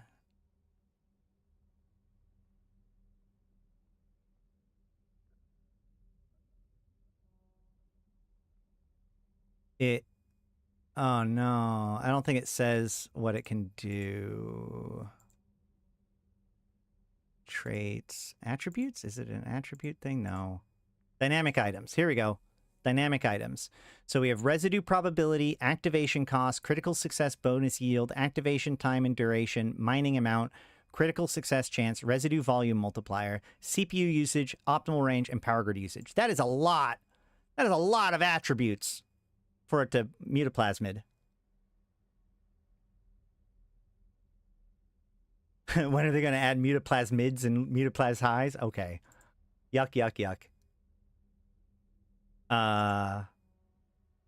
New ships. All right, so we got 4 new ships. We got the Sisters of Eve Expedition Command Ship and 3 new mining ships. So the first one is the Mining Destroyer, the Pioneer. It will basically be just a direct step up from the Venture. Blueprint originals for the Pioneer can be purchased from Outer Rings excavation stations in Outer Rings, so it's going to be the same as all of the other ore ships. And alpha clones can train the new mining destroyer skill to level 2. So this is an alpha-friendly ship. If I remember correctly, the big thing is that it has 3 lasers, but it also has more cargo. So we can come here and see...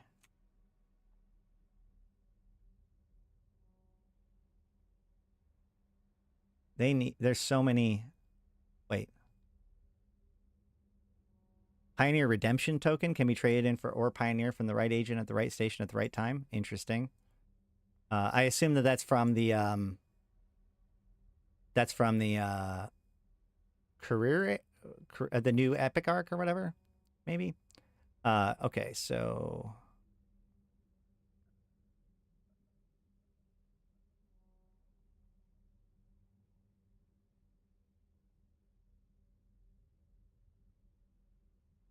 Pioneer. Oh, it's the first thing. Ha ha ha ha ha. So the Pioneer has a... We're looking for ship ore hold.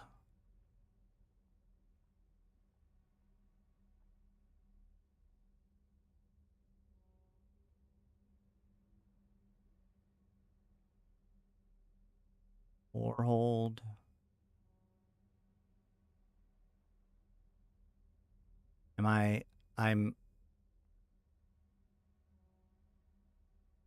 I'm having difficulty finding it. And I don't want to waste too much time. Somebody can probably give me the answer. We'll see. Is it special hold? Ah, I can't. Structure hit points. There's so many different... Mining hold capacity, 8,000. There it is. So if we look at the Venture...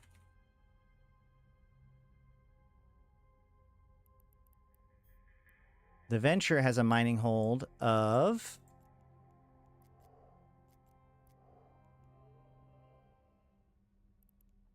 You can still see it. Venture is 5K? Yeah. So we have a mining hold capacity of 5K. And that does not get improved by skills, right? It does not. So, and then if we go to the T2, though, if we go to the Prospect, we'll see that the Prospect has 12K, 12.5. No increase to that. But they do have like these two expeditions. So you've got 25% mining yield and 25% mining yield, and then 100% mining yield on top of that. So I think that I think technically speaking, the Prospect is going to still be a better mining ship than the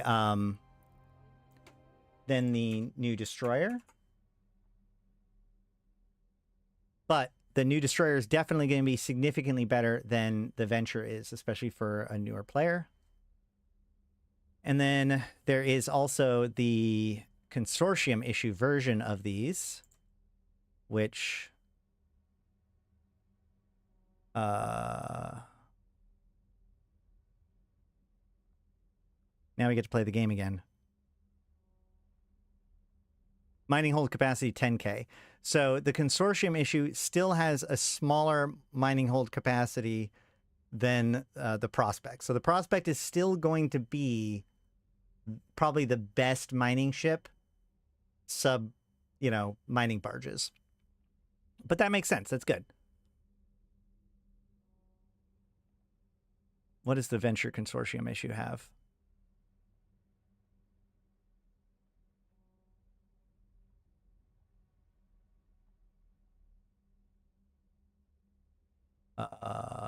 Golly. Mining hold capacity, 6,250.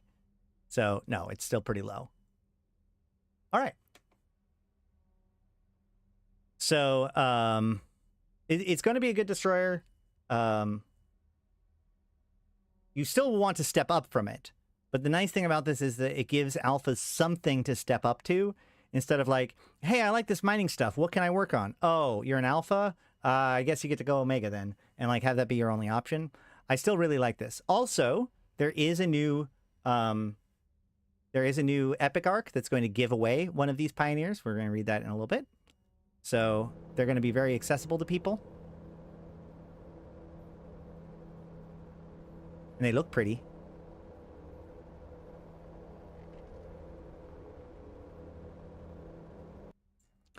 Then there's the Command Destroyer, the Outrider, which is a Tech 2. So these are going to be invented from the Pioneers. And it has a bonus to mining yield. So it's actually going to be designed for mining as a Command Destroyer. So it's got mining yield and drone hit points and damage per level. So 50% bonus to drone hit points and damage is going to make it actually pretty strong. Especially, hold on, let's double check. We have the Outrider, right? Outrider. What is its bandwidth?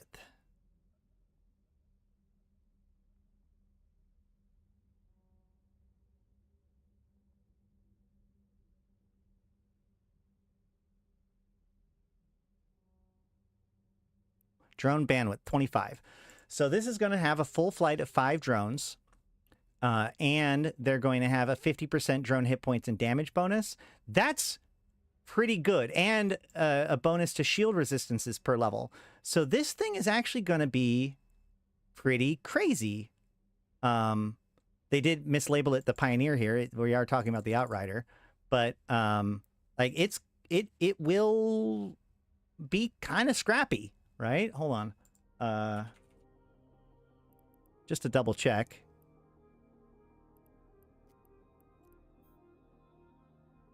The Venture.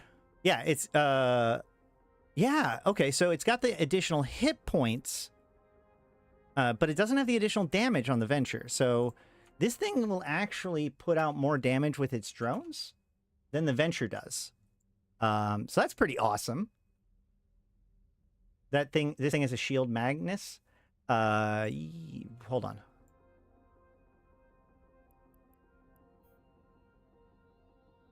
on. Yeah. Except for it actually has a better resistance bonus because shields, generally speaking, have a lower resistance profile than... I guess it's actually got a way better tank bonus. But that's probably because it doesn't... it isn't ready to bring its own shield bursts, maybe? No, that can't be right. I don't know. But yes, it does have the same bonus as the Magnus. Or Magus, rather. when it comes to the drone hit points and damage. It has the reduction in spool up time that's standard for pretty much all command destroyers, I'm pretty sure. And they have a bonus to shield command and mining form and bursts. So yeah, pretty cool. I really wish that the thing could link into the stuff for the prismaticites, but you know, it is what it is. And then I think all of these other ones are all just standard bonuses, except for tractor beam range and tractor beam velocity. That's an interesting bonus on this thing. It still doesn't get like the bonuses to salvaging or whatever, so like it's not that much of a strike at the Noctis, but it is pretty funny. Now, the blueprint copies of the Outrider can be obtained by performing invention jobs on the Pioneer. Yep, just like we would have expected. And as far as its build cost, I think it's pretty standard stuff compared to the other, you know, ore stuff. So we can see, like, the Outrider has fusion reactor units, construction blocks, pulse shield emitters, ion thrusts, magnometric. What happened? Why did I just... Weird. Okay. Either way. I assume this is the same stuff as, like, the skiff. Hold on. Skiff.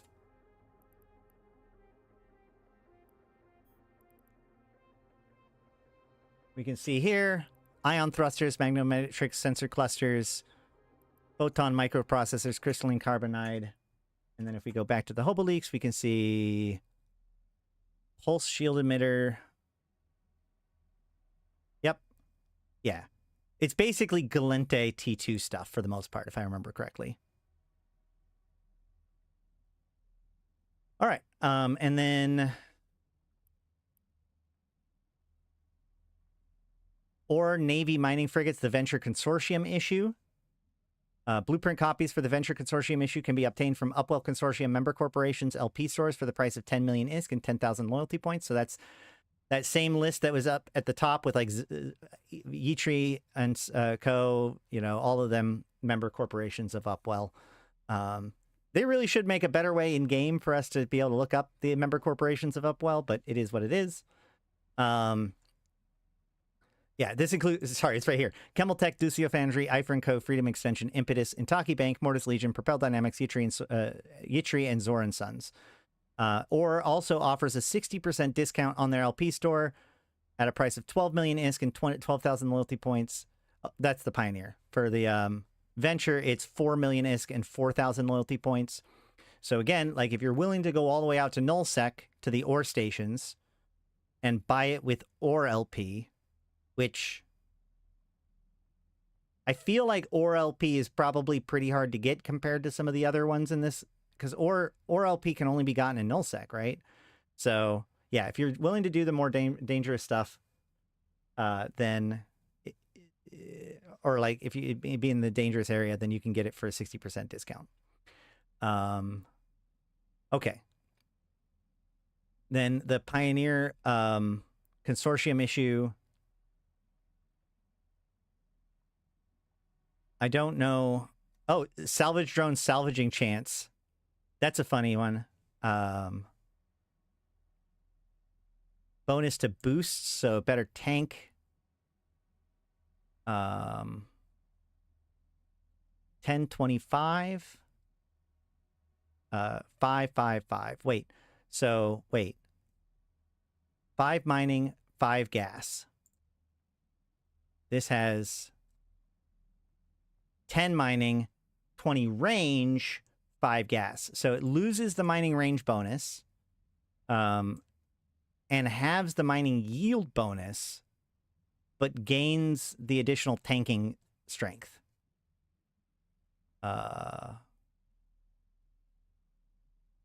Is that correct? I assume that the Pioneer Consortium issue and the Pioneer both have the same number of high slots.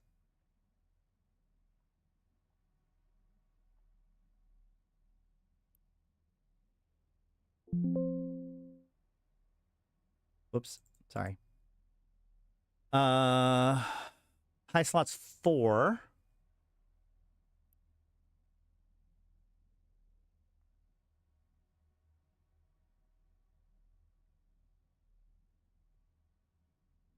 High slots 4. Yeah, same. I was looking at the Venture Consortium issue by mistake at one point. Probably. Let me go look. Oh! Wait, no. Yes, you're right. Okay, sorry. So the Pioneer Consortium issue doesn't lose anything. It gets all of the same bonuses, except for it also gains the shield boost amount. That makes more sense. That's fine. My bad.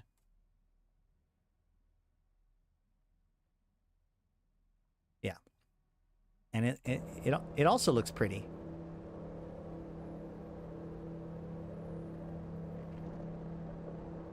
Or LP is pretty brutal to get. Okay. Now then, for the ship that will be my focus for the next foreseeable future, the SOE Expedition Command Ship, the Odysseus. This thing is beautiful. All right. We have Amar battlecruiser, 4% to armor resistance. Galente battlecruiser, 10% to drone damage. So pretty consistent with the Stratios and all that stuff. Expedition command ships. So there's a new skill. Remember, this is not technically a Tech 2 ship. This is going to be really confusing because it's basically a Tech 2 ship that isn't a Tech 2 ship. The closest thing that can be likened to is the Concorde ships, because technically speaking, they are Tech 2, but they are also not standard Tech 2 because they take multiple racial base. But either way, so we have 50% bonus to data analyzer and relic analyzer optimal range, which this part, okay, so this is one of the things that gets me about the Expedition Command Ship, which is that like the idea of like, oh, I just warp into the grid and I can just already hack all of the cans because I have the range for it and just sit there and hack them all. Like that seems cool. But the problem with that is that once you successfully hack the cans, you still have to travel to them, right? Like, it's not like the cans get replaced by something that can be tractored. You have to physically go within 2 kilometers of a can once you've hacked it. So I feel like this bonus here and on the command burst just feels kind of out of place. There may be, yeah, we need to be able to tractor them. There may be, like, there are some sites where hacking is important that isn't related to looting it, like, for instance, sleeper caches. But, like, that seems like such a niche purpose for it compared to others. It's really weird because, like, so if I successfully hack it, though, somebody else can't loot it. They have to hack it too, right? I'm pretty sure. Like, if I have a friend with me and I hack a can and I'm successful, I'm the only one that can loot it. If they want to loot it, they have to hack it too. Somebody can't just come in and steal it right after you're done hacking it, I'm pretty sure. So even if you had like a friend to participate with it, it isn't going to do anything. And it's a battle cruiser. So it's not even like you have a frigate escape bay to hop into to do something crazy, like loot it with that. So it's so weird how much of the expedition ship works on like hacking from a big range. The Noctis or the Nestor does this too. And it's like, well, okay, great. You can hack them all, but then what? They should bring out the mechanic where it shunts the loot out into the can so you can just tractor it like the old scatter cans, but only one thing to click on. Yeah, it's funny because they actually, if you go and look at the details, like in game, we go into game and we go into our overview settings. You can see that the actual container itself, wait, why isn't, what did I do? The actual container itself is still called a scatter container, even though it no longer scatters. Isn't there a refitting hanger? Yes, you can absolutely refit, but like you're still going to have to travel the distance. So what was the point of the range bonus in the first place? It's got a ship maintenance bay, which allows for refitting, an SMA. All right. Can't you deploy? You're right. You know what? You're correct. You're right. You're right. You're right. I can put a ship in my ship maintenance bay. I can hack the cans, hop into the ship in the ship maintenance bay, lock the Odysseus, and pray to God nothing goes wrong, and go and loot the cans and come back, leaving my 2 billion plus ship just out there in the fucking breeze. That sounds good. Let's do that.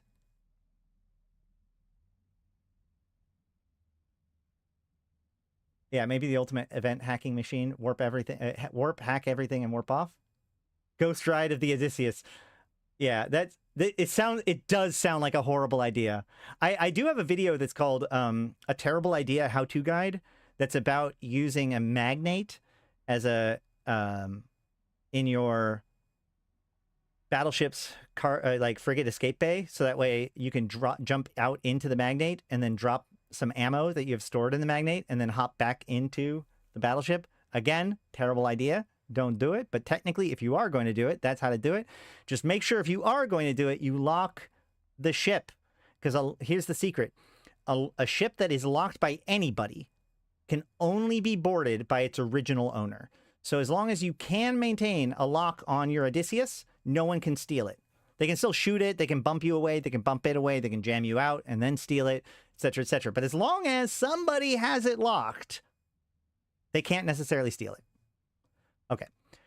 Carrying on. 5% reduction in gas scoop duration, so it's going to be good at gas scooping. I still think it should give it a longer looting range bonus. That'd be fucking strong.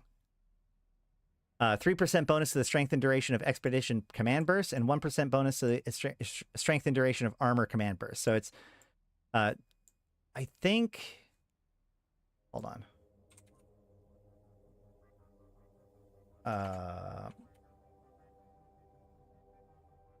So the standard, yeah, ships, normal battle cruisers do not get a bonus to the burst of any kind. So that 1% is still better than nothing, but obviously its bigger thing is the exploration command bursts. And then also 100% bonus to the duration of expedition command bursts. So expedition command bursts through this thing is going to be very long, and we'll talk about one of the main uses for that in a second. 50% bonus to the range of command burst modules, 50% bonus to medium energy turret optimal range, 50% reduction in CPU costs of gas cloud scoops, 37.5% bonus to scan probe strength. That's such a weird percentage to give to as a roll bonus, but sure. Plus a 10 plus bonus to relic and data analyze. Plus 10 plus bonus to what? Is that strength or cohesion? I assume that's strength, right? Because it's the rest. It's the same as the Stratios. Hold on, I'm actually in Astero right now, so let's go look. Yeah, 10% relic and data analyzer virus strength. So yeah, probably going to be the same. Can fit covert ops cloaking device. This makes it the only covert ops cloaking device ship that has a ship maintenance array, which means if you use one of these things, a Blops fleet you can jump with a Blops fleet, and then the fleet can refit off of the Odysseus if you want to. Why you'd want to do that? There's a few, there could be some reasons, but it is interesting that, like, prior to this, there were no ships that could go with a covert ops jump bridge that could allow for refitting, and now there is.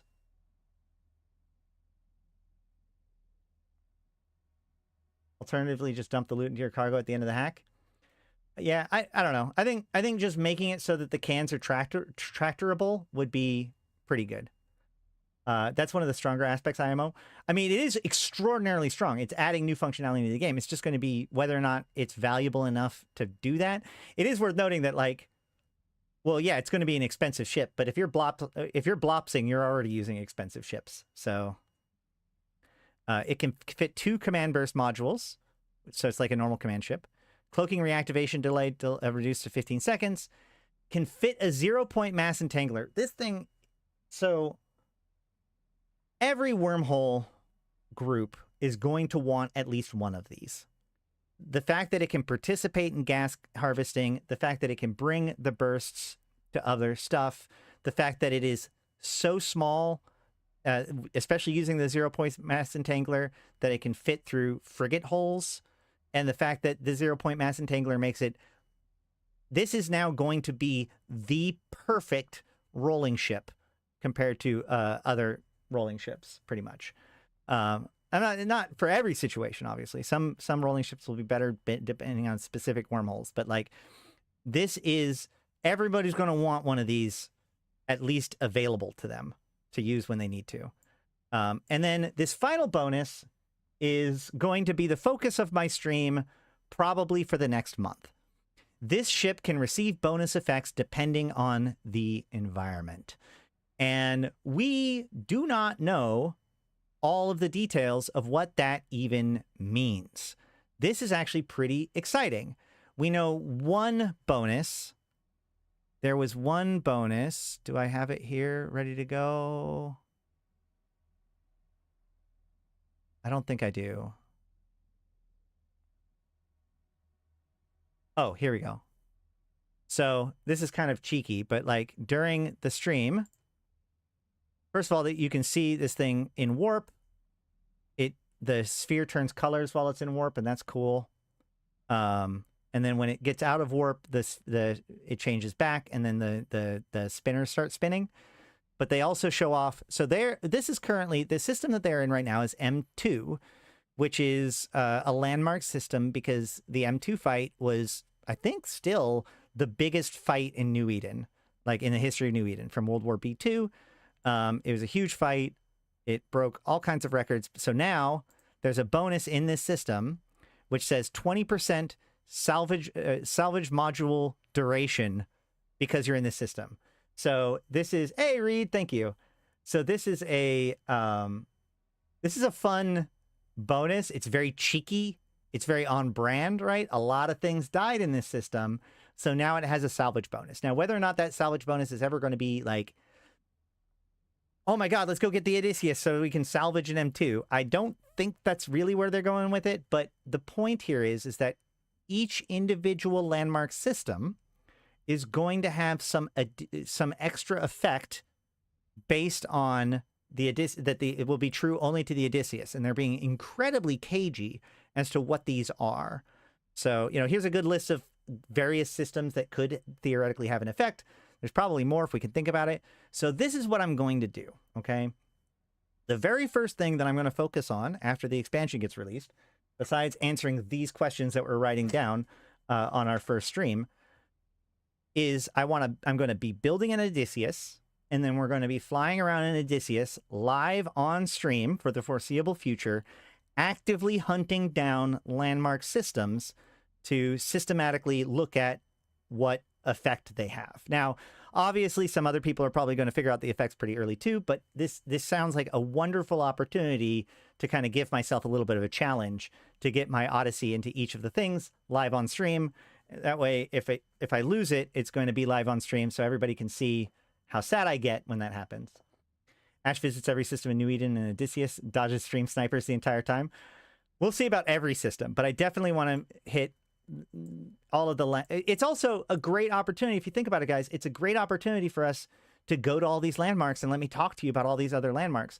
And here's a reason why you might want to follow the stream and follow the channel and watch my live streams, because I've had a deal since 2020 that is yet to actually happen, which is that this system, CTAC-J 6MT, I have said I have a Leshak red meat grinder skin, and it's in Jita right now, and I have had it as a policy that the next time I end up in CTAC-J, CTAC 6, no, not CTAC, CTAC-J 6MT, they got it wrong.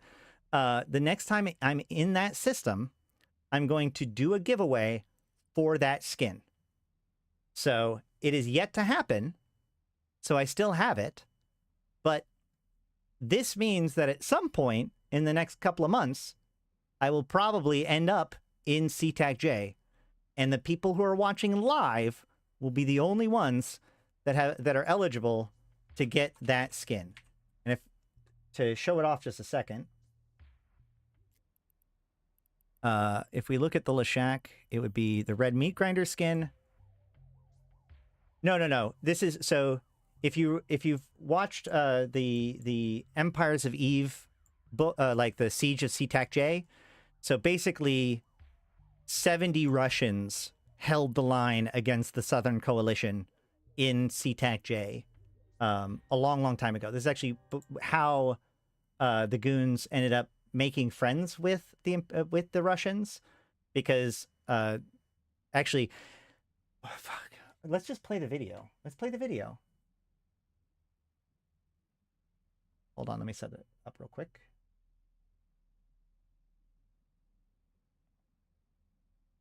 I love this video. Oh, Seetak K is not it.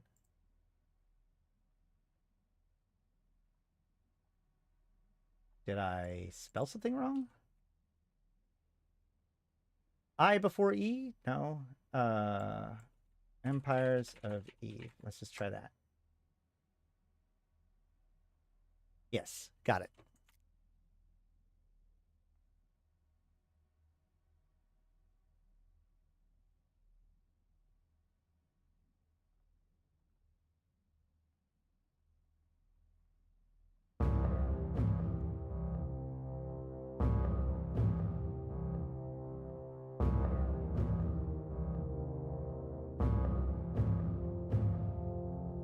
In February 2006, the south of EVE Online's player-ruled Nullsec region was dominated by the Russian Confederation, Red Alliance. The Great Wars of 2004 and 2005 had left Red Alliance as the last remaining major power in the region. But unknown to the leaders of Red Alliance, a coalition of allies was forming to rise up against the Russians, to reclaim what they believed was their rightful homeland. Individually, these groups were no match for the Russians. But working together as a singular unit, the coalition of the South was unstoppable. The coalition's fleet was one of the strongest armadas ever assembled in EVE Online. More than 400 coalition ships arrived in Red Alliance territory, and the Russians began to fall apart. System by system, the Russians began to lose their grip on the South. The Red Fleet had grown soft after years of unchallenged rule and was decimated by the invaders.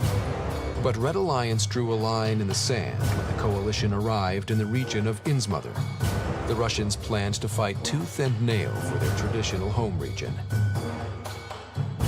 The Russians unveiled their brand new fleet of colossal Dreadnought-class warships and prepared for the fight. The battle was a disaster. Red Alliance's state-of-the-art Dreadnought fleet was completely dismantled, and the entire alliance began to fall to pieces. Hundreds of members began packing up their gear and evacuating the area, until all that remained were a mere 70 pilots. But those final 70 refused to retreat. They vowed to resist and went into hiding as the coalition overwhelmed their systems. They stayed behind enemy lines and trained as resistance fighters, waiting for their chance to strike down coalition rule and restore the Red name. The Russian freedom fighters prowled through the newly conquered Coalition of the South territory, destroying hundreds of stray coalition ships. As time passed, these 70 guerrilla pilots became the most finely tuned fighting force anywhere in EVE Online. But the Russians knew they couldn't win the war by winning small battles. To reconquer their homeland, they needed to defeat the coalition fleet head-on, and they would begin in the star system Seetak J6MT. The 70 Russians launched a sneak attack on the system, destroyed every piece of coalition property, and quickly erected defenses. The massive coalition fleet would soon come in force to reclaim the stolen system, but the Russians were ready. On May 25, 2006, 400 Coalition of the South warships warped into Seetak J6MT, ready to deal the final blow to the Russian resistance. The Coalition's Dreadnought siege ships lumbered into position, readied their massive weapons batteries, and aimed to obliterate the 70 Russians. The Russians were outnumbered 5-1. But they were prepared. As the Coalition's dreadnoughts unleashed a torrent of destruction, the Russian fleet commander gave the order to counterattack.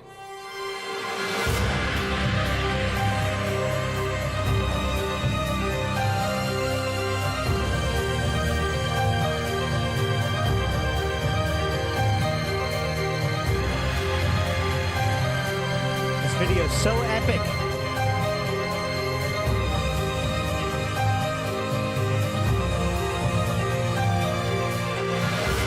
The battle lasted several hours, but when the smoke cleared, the Russian defense was still standing, and the Coalition's Grand Armada was destroyed. The Russians had held their ground against incredible odds, but their war for revenge was only just beginning. And the rest is history. So I love this video. This is like the video. If I'm trying to introduce somebody to EVE Online, this is one of the 2 or 3 videos that I show them. The Empires of EVE book are fantastic. Andrew Groen is fantastic. He's done a couple of talks. In fact, down here you can even see one of them. EVE FanFest from 2016, a history of the great wars of EVE Online. He's done a couple of those. They're all fantastic. But the point here is that CTAC-J is this legendary system that the Russians managed to defend. And so to that end, they have this special skin that was released as part of EVE Russia. Like during the Invasion World Tour in 2019, they, instead of having one fan fest, they had like 8. And so all of the minor get-togethers throughout the world all were like escalated to fan fest level. And so they introduced like different skins for each place, right? So like each location had skins that were put in that were like a reference to it, right? The American one was the Casino Clash because it's at Vegas, for example. So this was the Russian one. And this is one of my favorite skins of all time because A, it looks really sick and it has this particle effect. Here's the constellation. And you can actually see, if you watch, the capitals of the Southern Coalition jumping to their doom to CTAC-J. So this is a pretty legit skin. It is worth a fortune at this point. And if you want an opportunity to get it, you just got to watch my streams as I'm running around with the Odysseus. And the next time I end up in the CTAC-J system, we will do it a giveaway to only the people that are at the stream at that exact moment. So just something to think about. Might be a reason to follow the stream live. All right. Carrying on.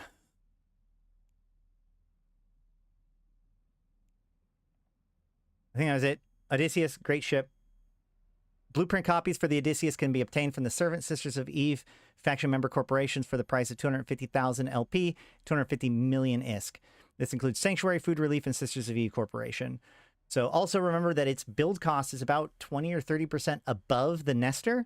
That includes minerals and LP net resonators. So, or Sisters of Eve net resonators. So, you know, now is a great SOE LP, which is already one of the most popular and valuable high-sec LP, is going to only increase in value with this coming out.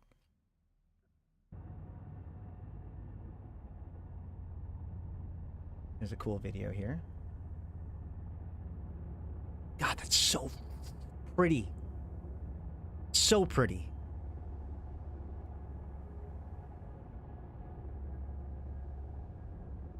Who knows? Maybe if I get the Odysseus to survive all the stuff, then I'll give that away too or something. I don't know. The LP store cost alone is 750 million. That means if you're buying, you mean like if you're buying the net resonators and the blueprint, right? Well, remember, does the net resonator, the amount of net resonators required gets reduced by like Raituru's and rigs and stuff, right? When I first saw the ship, I thought the round part was the front. There's a lot of ships that end up being that way. 2.5 times more than the Nestor in the LP store? Wait. That's gross. Added the Expedition Command Burst modules. These modules can be activated to give you and nearby fleet members bonuses to hacking, scanning, and salvaging. Expedition Strength Charge improves the scanning strength and virus coherence of all analyzer modules. Expedition Pinpointing Charge improves scan deviation and cycle time of salvager modules. and Expedition Reach Charge. Improves the range of analyzer modules, salvager modules, and directional scanner range. So, this ship here, really, I feel like is a clue to like what is actually happening in this expansion, right? Like, I have this feeling like there was a boardroom meeting when they were like, okay, well, what are we going to do for the winter expansion? Well, what are things that exist for a more standardized form of gameplay, like combat and stuff, that we can port over to other things, right? In other words, what would a mining command destroyer look like? What would a mining destroyer look like? What would an exploration command burst look like? And those questions are where these various different features of the expansion came from. Like, it really feels like the Odysseus comes from the initial question of what would it even mean for there to be expedition or exploration command bursts, right? And that's why it kind of like they kind of feel like they don't necessarily make a ton of sense in a lot of ways.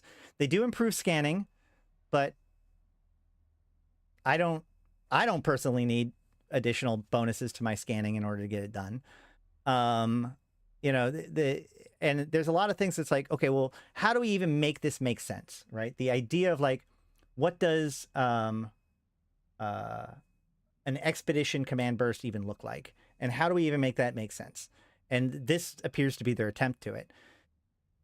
The big standout to me is the directional scanner range. Now, if you guys don't remember, a few months ago, they actually did change.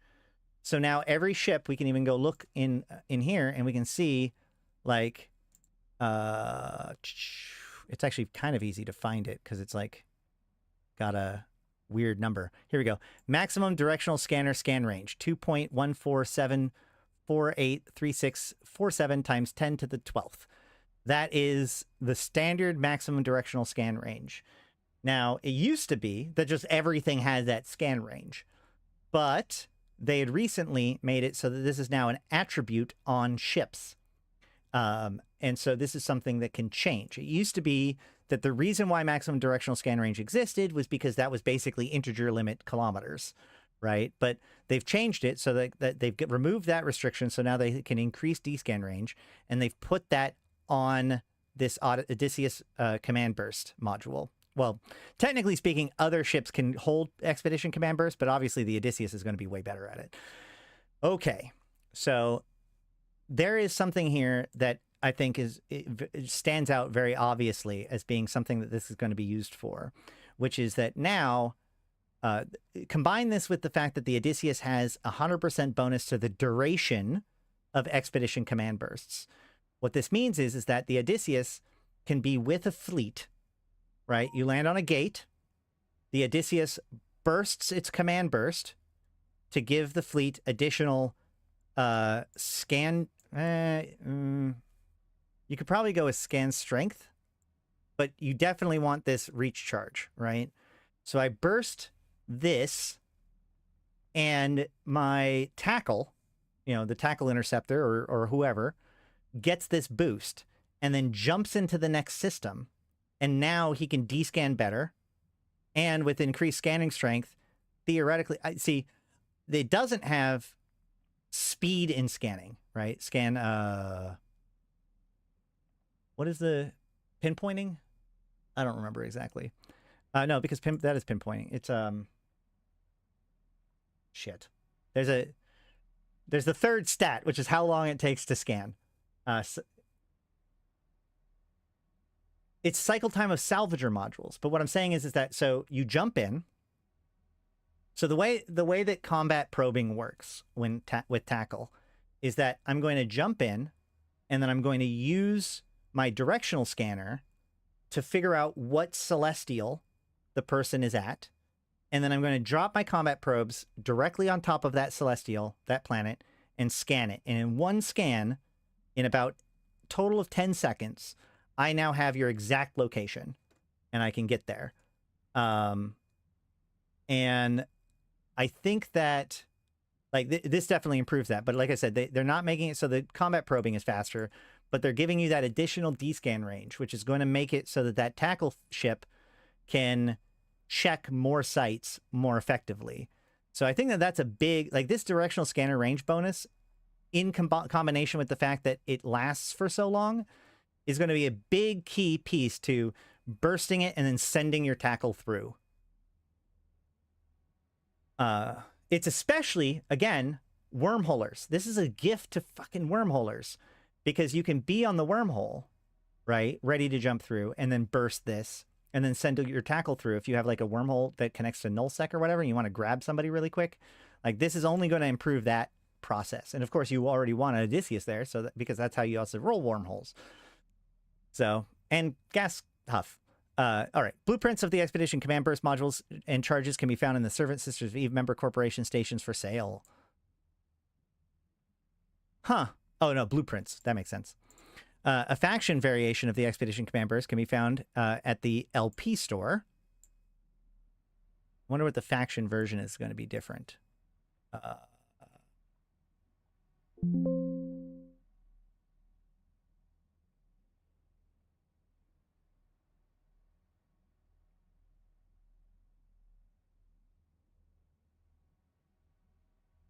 I don't... Hold on. Faction variation of the Expedition Command Burst can be found in Servant Sisters of Eve LP store. I'm not seeing that.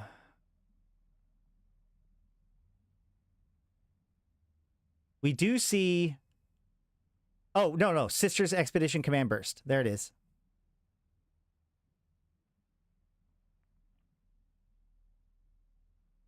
So, Sisters Expedition Command's Burst. Blah, blah.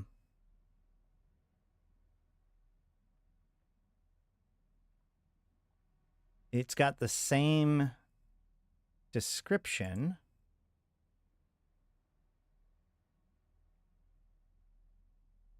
We'll have to see what the difference is. Modifier duration, 80,000. Oh, it's got a longer burst. It's even more longer. That's probably going to be the biggest change. Maybe some fitting requirements too. Power grid 100, power grid 110. Yeah, so it's easier to fit and the burst lasts longer. My tinfoil is telling me the Odysseus is perfect for updates that might be coming later, which is why I'm probably going to keep one on hand. That's also true. Especially since we're going to be doing more stuff about landmarks and special sites and special weather effects and all that stuff. And the Odysseus will continue to kind of engage with those in a way that nothing else currently does. An Expedition Command Mine link can be found in Concord LP stores, even though it's Sisters. Right? Yeah, it's a Sisters Command Mine link, but it's purchased through Concord LP. Okay, sure. More so that space-time is fracturing. Who knows what spooky things might pop out? Yep, that too. The Sisters Expedition Command Mine... Wait, hold on. An Expedition Command Mine link can be... Okay, so the basic Expedition Command Mine link is gotten through Concord LP for 20 million ISK and 20,000 LP. Concord LP is from Incursions. And Sisters Expedition Command Mine link, which combines the effect of armor and expedition, can be gotten from the Sisters of Eve member corporations for 100 million ISK and 100,000 LP. Added new integrated sensor array carrier only module. Okay, we're going to talk about that in a second. What? Oh, yeah, okay. Cool. So that is the Odyssey so far, or the Odysseus, rather. And so we're going to be looking at that, of course, a lot during the expansion. I hope to be flying around a lot. Maybe we'll see it blow up. Maybe we won't. All right. Carriers. This was the other big change. They get a visual overhaul. A lot of them do. But, okay, so carriers decreases the build cost by approximately 30% across the board when it comes to carriers. This matches the same build changes that were made to dreadnoughts when they tweaked those a year or two ago. and also decrease the build time by 10%. So carriers are going to be a lot cheaper to build and faster to build. So the reduction represents around 1 billion ISK per hull at time of writing. At this new price point, these ships will be somewhere between Marauder and Dreadnought. This allows players to make more meaningful choice when selecting their ship. So it's going to be cheaper than a Dreadnought. Wait, how much are carriers right now?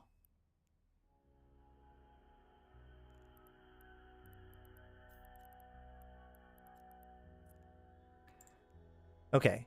So yeah, a carrier is currently estimated at 3.6 billion. So it's funny because like before, back when like the reign of the Rorqual was happening and everybody had cheap ships, you could actually get a carrier for about $1 billion. So it's still going to be about 2 billion. So it's going to be just above a Marauder, but it's, you know, Dreadnoughts are usually about 3 billion. So yeah, it's going to be somewhere in between. That tracks. The cost is... all right. And then we get cool visuals.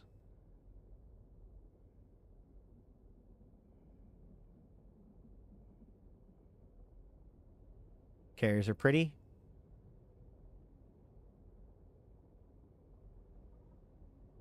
Rightfully so, a carrier is a support ship and should be more accessible and found on grid more often. I agree.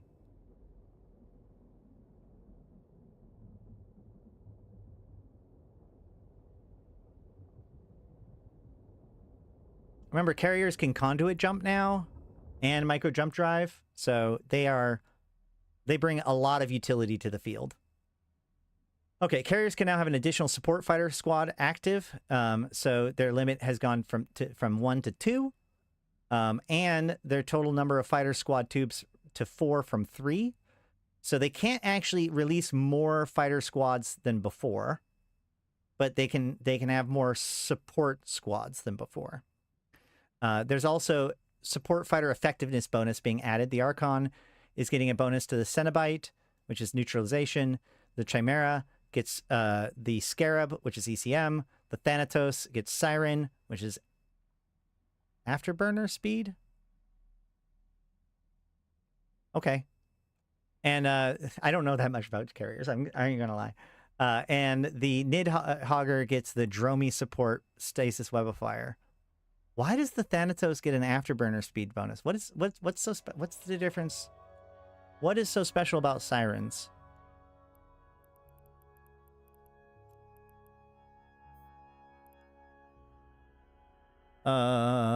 Warp disruption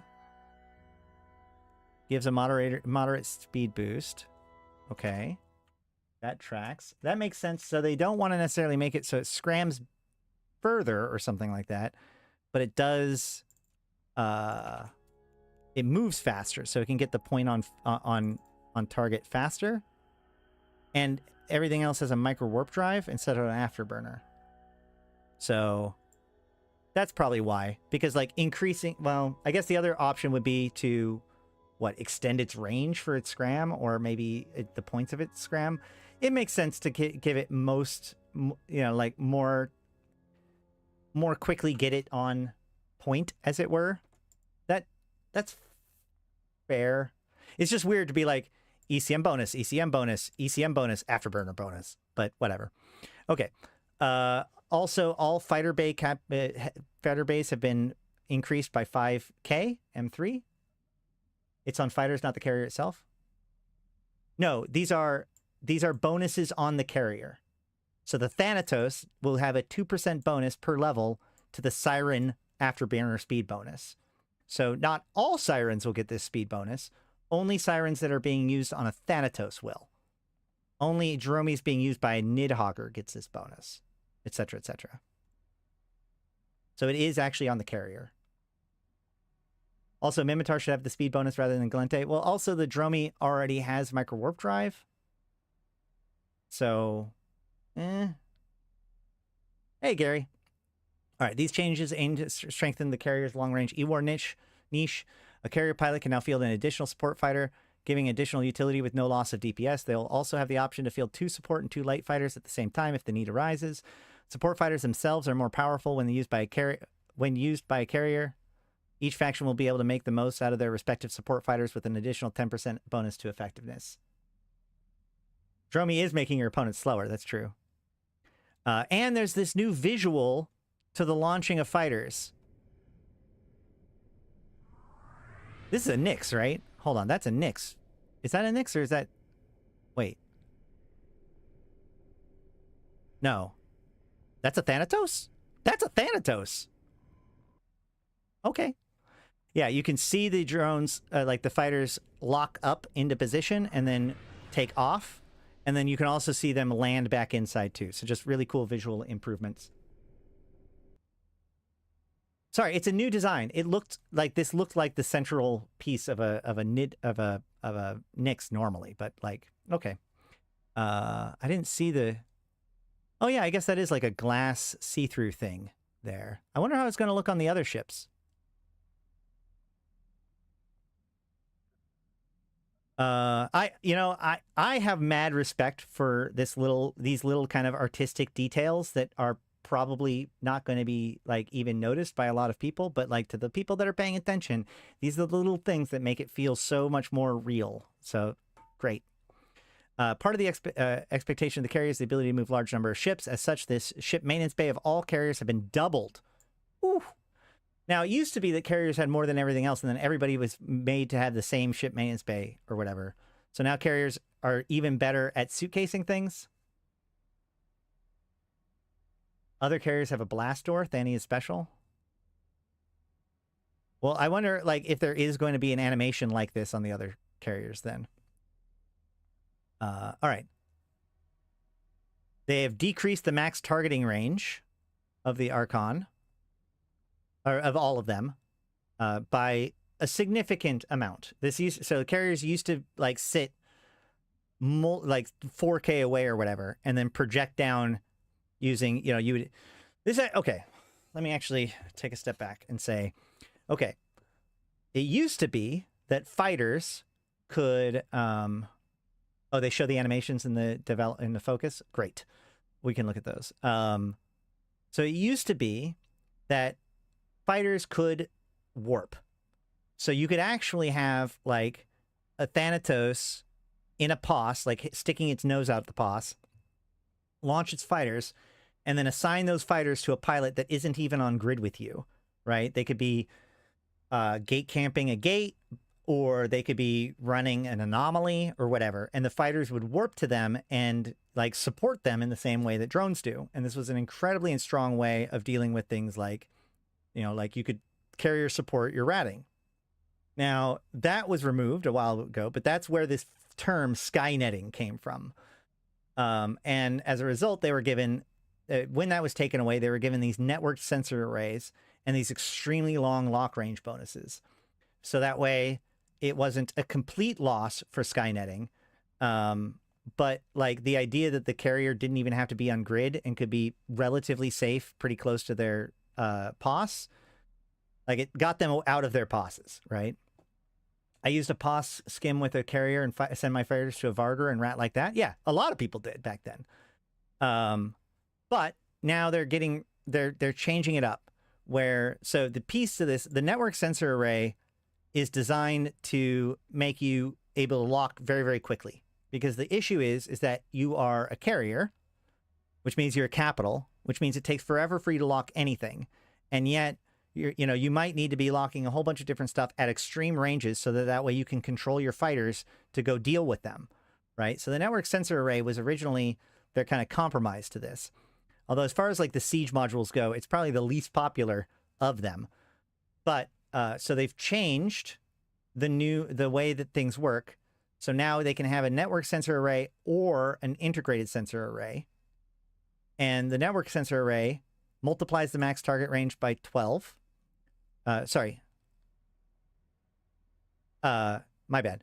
The integrated sensor array has the same functionality as the network sensor array, except it multiplies max target range by 12. So that way it can get that extended range, but only when it's sieged, right? Only when the integrated sensor array is running. Removes the max target range cap, which is 250 kilometers, if I remember correctly. Has a 2-minute duration, so you're locked in for that 2 minutes. has a negative 30% bonus to repair module duration and capacitor use. In other words, you rep a third faster without any additional capacitor, so it's just better local tank. It does not disable micro jump drives or micro field generators for the integrated sensor array, but it does for the network sensor array. So if you update to the integrated sensor array, you will still be able to use micro jump drives and micro jump field generators, even though you are locked in for that 2-minute duration. So it's kind of a soft lock-in, sort of. No increase to EWAR capacity costs. Uses the visual effect of the triage module. Cannot be fit to supercarriers. And you can still receive remote repairs when it's active, just like the NSA. But didn't they? Wait, hold on. Hold on. They sacrificed. What did they change to the network sensor array? Oh, it's the time, right? Because there is a trade-off here. This is actually an interesting point and a problem at the moment. So the normal network sensor array, we can see, has an activation time of 1 minute. Okay, the new one has twice the length. So if you are willing to be pinned down for twice as long, which remember you can still micro jump drive and stuff, but otherwise you're pinned down. Which remember the micro jump drive for a carrier is actually, I think, 300 kilometers. Hold on. That was not enough, probably, of a word. Capital micro jump drive. Oh, it jumps 250 kilometers. So the issue here is that even if you jump, if somebody else gets on top of you, everybody can just still warp directly on top of you because you've jumped further than your minimum warp or the minimum warp range. So like if they have combat probes on you, for instance, they can just immediately get back on you. So it's not 100% safe, but it does help kind of, there's a balance of like risk versus reward when it comes to using these two modules. So here's the thing about this. Okay, hold on. Actually, let's read a little bit more. Build cost, blueprint availability are the same as those in network sensor arrays, and network sensor arrays can be traded in for integrated sensor arrays at all LP stores.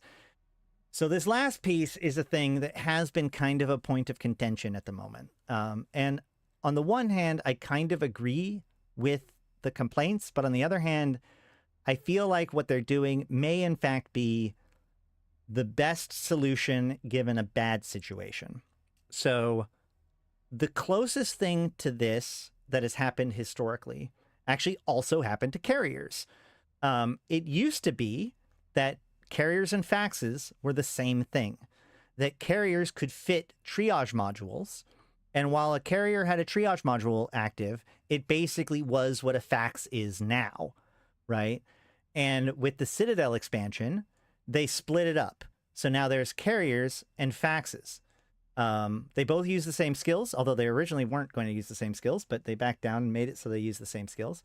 But the only difference is that the faxes can use, or not the only difference, but the big thing, all of the Logi capabilities of the triage module was moved to the faxes, and the carrier got to keep everything else, right? The fighters and stuff. So when they did that, the way that they managed this, because like in any of these kinds of situations, they always need to go from the way things were to the way things are going to be, right? And one of the big things is that CCP does whatever they can a lot of the time to prevent a disruption. Like one of the things that they used to say, especially when they mess with skills and stuff, is like, if you could fly it before, you can fly it now, right? So they try to make it so that these things are able to just like, to somebody who's just doing the same thing that they were doing right before the patch, it should be the same. So the question was like, all of a sudden there's going to be faxes and carriers. Prior to this, some carriers were carriers and some carriers were used as what we would now think of as faxes. So how do we do this? And at the time, the way that they did it was that any carrier that had a triage module fit to it on the release date of Citadel's expansion automatically was transformed into a fax. So if a carrier didn't have a triage module fit to it, it stayed what it was. And if it did have a triage module fit to it, it became the fax version. Okay. Now, this did work. It made it so that people that wanted their ship to be a fax got to be a fax. People that wanted their ship to be a carrier got to keep it a carrier. But it wasn't without its issues, right? One of the big problems with these kinds of games is like, well, what about people that are AFK? And it has been an issue that has come up occasionally, not so often anymore. As time has gone on, it comes up less and less. But we do end up having issues with people who were AFK or weren't closely paying attention to what was going on at the time, et cetera, who had their ship turned into a fax that did not expect or want that to happen. And so it worked, but it wasn't perfect. Another good example of this is if you've been away from the game for a while and came back, you may notice that all of your reprocessing skills are gone. Well, that's because reprocessing got or the way that reprocessing skills worked changed so fundamentally that instead of like trying to line them up from the old style to the new style, what they just did was reimburse everybody's skill points for all of those skills, and then you could just reapply them if you wanted to. Again, not a perfect solution, but definitely better than what it could have been, right? So the issue with this situation versus the fax situation is that in the fax situation, if a carrier had a triage module fit to it, it was acting like a fax. And so changing it to being a fax made sense. And if it didn't have a triage module on it, then it would become a carrier, or you would say a carrier, which could no longer have a triage module on it. So you could theoretically be like, okay, well, I can infer by the fact that this carrier has a triage module on it that it wants to be a logi carrier, which means it wants to be a fax. But the problem here with this one is that the integrated sensor array and the network sensor array are not mutually exclusive. The integrated sensor array is not a direct upgrade. There is a give or take, right? What if I don't want this 2-minute duration? I want just what the network sensor array does without all of the additional doodads of the integrated sensor array, right? So there will be carriers. Just the fact that a carrier has, you could say, okay, well, network sensor arrays that are fit to supercarriers or not fit to anything stays network sensor arrays, and network sensor arrays that are fit to a carrier becomes an integrated sensor array. But that doesn't work because there might be people who have a network sensor array on their carrier that wants it to stay a networked sensor array. So you can't just infer that based on it and make a giant changeover. So how do you do it? How do you allow people to instantly transfer or change, like pick between a network sensor array and an integrated sensor array? And the biggest ways to do it is like, well, for some people have suggested a BPO, just give them a BPO or something. But then you now have this thing in existence that people can move around to anywhere, turn network sensor arrays into integrated sensor arrays. And this might not be like, that's a crazy blueprint, right? To just exist, especially given the fact that this is a momentary right now issue. 2 years from now, they're not going to want, maybe they could always remove this ability to do it. Once the changeover is done, they say, okay, everybody who has the changed it can change it. Now we're going to lock it back down, and they can do that. But if they had released a blueprint that does this for people, which is what a lot of nullsec people want, it would break it because, like, what are you going to do? Take the blueprint back? No. So the blueprint idea wouldn't work. The issue here is with it being in an LP store, a lot of carriers and capitals in general don't want to be docked in stations a lot of the time. They like to be in player structures. NPC stations can be pretty squirrely, and nullsec doesn't have very many of them. Nullsec people, which are the people that use carriers more than anybody else, aren't able to access LP stores in the same way that everybody else can. And furthermore, the network sensor array is 1000 M3. So it's not like somebody can just like take the entire Alliance's network sensor arrays and go and like change them out real quick using some like fast hauling ship. Like this is a legitimate question. This is a legitimate issue that organizations, especially null organizations, are going to have to solve. Although, to that end, I will say that one person's inconvenience is another person's opportunity. This does make a very logistical challenge, but it does mean that whoever solves that logistical challenge for the group will benefit from solving that. Blueprint copies turning it into a rare item?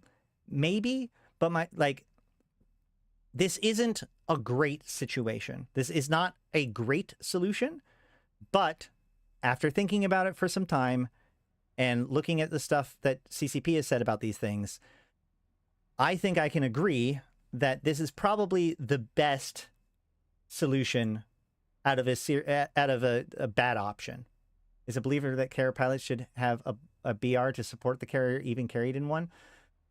Yeah, but even if you assume that they do have a blockade runner, the fact that you're now asking every single individual person or, you know, whatever, to load up their blockade runners to go and do it. Like, my point is that I do agree that this is a pain in the ass. I just don't think that there is a better solution for it. You can if you want a blueprint, that's easy. Just get a blueprint for the new thing and start cranking them out. They're a module. They're not going to cost that. They're not going to take that long to build. So if you really want to, you can just start building new ones, and that's fine. This conversion system is incredibly clunky, but like, so the other option that I thought of, which would be wild, would be like, put in everybody's staging systems in nullsec, a trader, an NPC trader, so that way they can trade it in space. Like that would be the only better solution that I can come up with. It's like, for the next week, you know, like the Deathless comes in and be like, hey, this is bullshit that they're doing this. To help you guys out, we're going to put in traders in like every single nullsec system, so that way you can trade it out, and then after a week it goes away. Like that would be that's the only better solution that I can think of, and that is its own level of clunkiness. All right, well, either way, I addressed the issue. The above change aims to tackle Skynet carriers. Carriers will no longer be able to engage at their previous extreme ranges without active integrated sensor arrays. While this module is active, the carrier will be unable to warp, dock, or tether. This provides counterplay for those attacking into carriers within tether range of a structure. The integrated sensor array is a much more powerful variant of the network sensor array. The microjump drive and microjump field generator restrictions are not present in this variant, allowing ships more mobility. Active tanking is also buffed when using the integrated sensor array. And lastly, E-War capacitor cost increases of the network sensor array are not present to allow for more flexibility in fitting. Note that carriers will still be able to fit a network sensor array until early next year. After this time, the network sensor array will be made exclusively to supercarriers. All right, I take back everything I fucking said. If they already have the plan to remove this from carriers, in my opinion, they should have just made the change. They should have just made the change. They should have just made it so that everyone that was fit just becomes it and be like, that's it.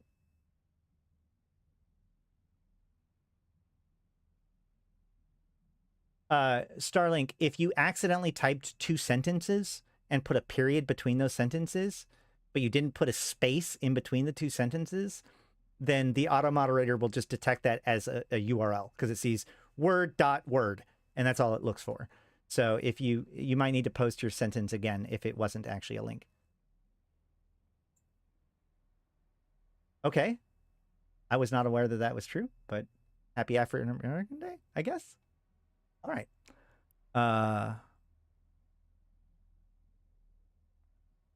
So yeah, I think that they just created a problem that they didn't need to create. I think that they could have just made the changeover, but either way, whatever. Let me know. Am I wrong? Are you going to use... I want to find one person. If you have a carrier and you are actually going to want to use a network sensor array instead of an integrated sensor array, please reach out to me or comment down below, because we're talking about a hypothetical here. And I just think that they could have avoided the issue if they had just automatically converted them instead of using LP stores. All right, increase Scarab support fighter ECM strengths. The Scarab 1 to 2.4 from 1.6, Navy Scarab to 2.7, Scarab 2 to 3.0. Agree, just make the change. Yes, it'll be a problem, but people will adjust. Yeah, I think that it would have been just better to just rip the Band-Aid off. Increase Cenobite fighters' energy neutralizer amounts from 60 gigajoules to 70, from 70 to 80, and from 80 to 90. So yeah, better newts, better ECM, because everybody always wants more, better jammers. That's what I hear all the time. Yeah. The Scarab and Cenobite are the least popular support fighters by a noticeable margin. Increasing their effectiveness helps make bonuses found on the Archon and Chimera field impactful. Having more viable options for a carrier also gives them better flexibility. I wonder, like, because you're going to hit... The weird thing about ECM, because of the fact that ECM is like a probability-based thing based on strength. It's like, if you hit a threshold, suddenly it's going to be really effective versus not very effective, right? So if you have this new carrier bonus,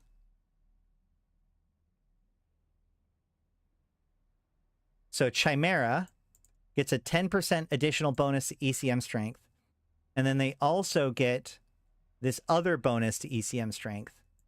The thing about, okay, so there's a reason the Griffin Navy issue is very strong because it has an ECM strength bonus on the drones. Now, normally ECM drones are considered to be pretty weak.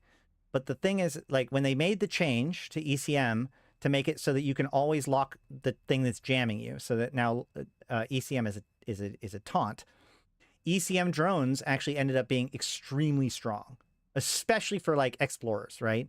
So as an explorer, you used to fit a jammer potentially on you, so that way if anybody tried to attack you, you could just jam them out and leave. But with the changes to jamming that happened like a decade or more ago, or so ago now, that was no longer viable. And so you switch to ECM drones, because if the ECM drone is jamming, that's not you, that's the drone. So the only thing that they can lock is the drone now, not the actual ship. So this is why the Griffin Navy issue got changed to have their bonuses be to the ECM drones. So that way the Griffin itself, the Griffin Navy is like just balls to the walls fighter. And then the drones keep the thing not targeting you by jamming them out. So in the same sort of way, like, being able to jam something out is incredibly powerful for a carrier. So I wonder how much this is going to improve the Chimera as far as like people's interest in it, not even for its combat capabilities, but just by the fact that it is going to be the best at jamming people out with fighters and then jumping away, right? Like if something tackles the carrier, it can theoretically jam out the tackle and then go. I don't know. Am I crazy? Is that crazy? I don't know. Let me know. All right. Oh, we have another video.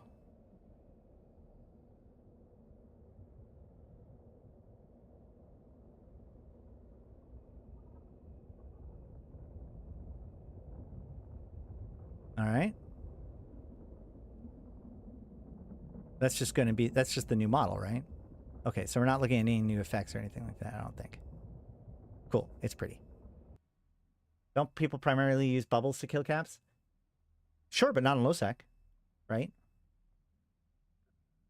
I'm just saying, so like, here's the thing, remember, so now, so as a LoSec group, I can do hot drops. I don't need a Titan. I can bring my carrier, right? So I'm doing a hot drop by jumping a carrier and support fleet on top of an enemy. Being able to jam them out more effectively can also be incredibly powerful, especially if things start to go tits up. All right, super carriers. All super carriers can now conduit jump with the same mechanics as the carrier. Can now jump with a maximum of 30 other capsuleers. All subcapital combat ships are eligible to be jumped. So super carriers can now conduit jump the same as carriers. You can just micro jump drive out of the bubble as well. Right. Yes, that's true. As long as you're not scrammed. Yeah. So you jam the scram, you micro jump drive out, and then you jump.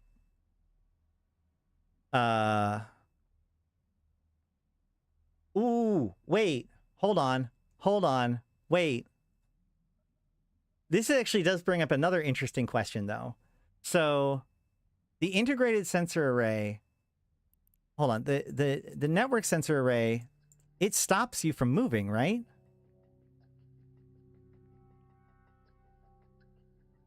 No? No.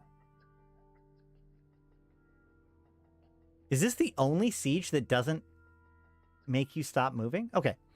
Because I was wondering, because it was like, okay, well, if you're going to micro jump drive while doing it, then how do you get a direction? But yeah, okay, if it, that still works.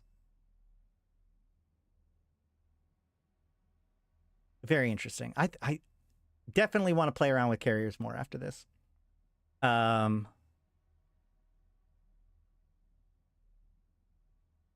addition of the conduit jump with super carriers give them extra utility and some nice quality of life when flying in a smaller fleet. The idea that you would hot drop with a super carrier plus 30 subcapitals when you could use a carrier and 30 capitals, subcapitals seems crazy to me, but I'm sure some people are going to do it. Okay, increase the fuel bay of all Force auxiliary ships to 6,000. Force auxiliary ships are often more fuel hungry than other ships with the same size bay. Increasing the fuel bay for these ships should make the experience of flying them more enjoyable. Why are Force auxiliary ships more... Why are they often more fuel hungry? Does anybody know why that would be true? They should use the same amount of topes, right? Like, why would a fax take less, or why would a fax require more fuel than, say, a carrier? Oh, does that make it cost more? Hold on. This is how little I know about carriers, or capitals.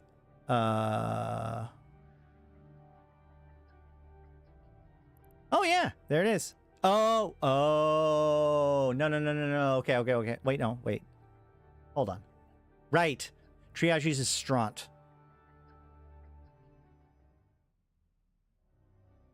But... So they have to have both... They have to have both types of fuel. I'm assuming that dreadnoughts already are balanced for that?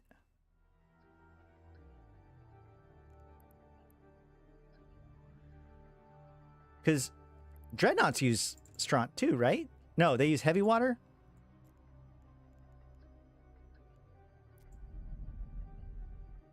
Okay. Yes to which part? I said a lot of things.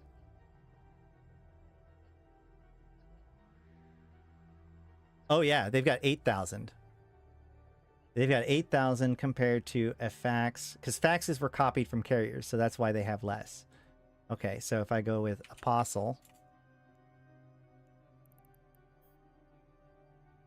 and look at this, it is 3,000. So yes, okay.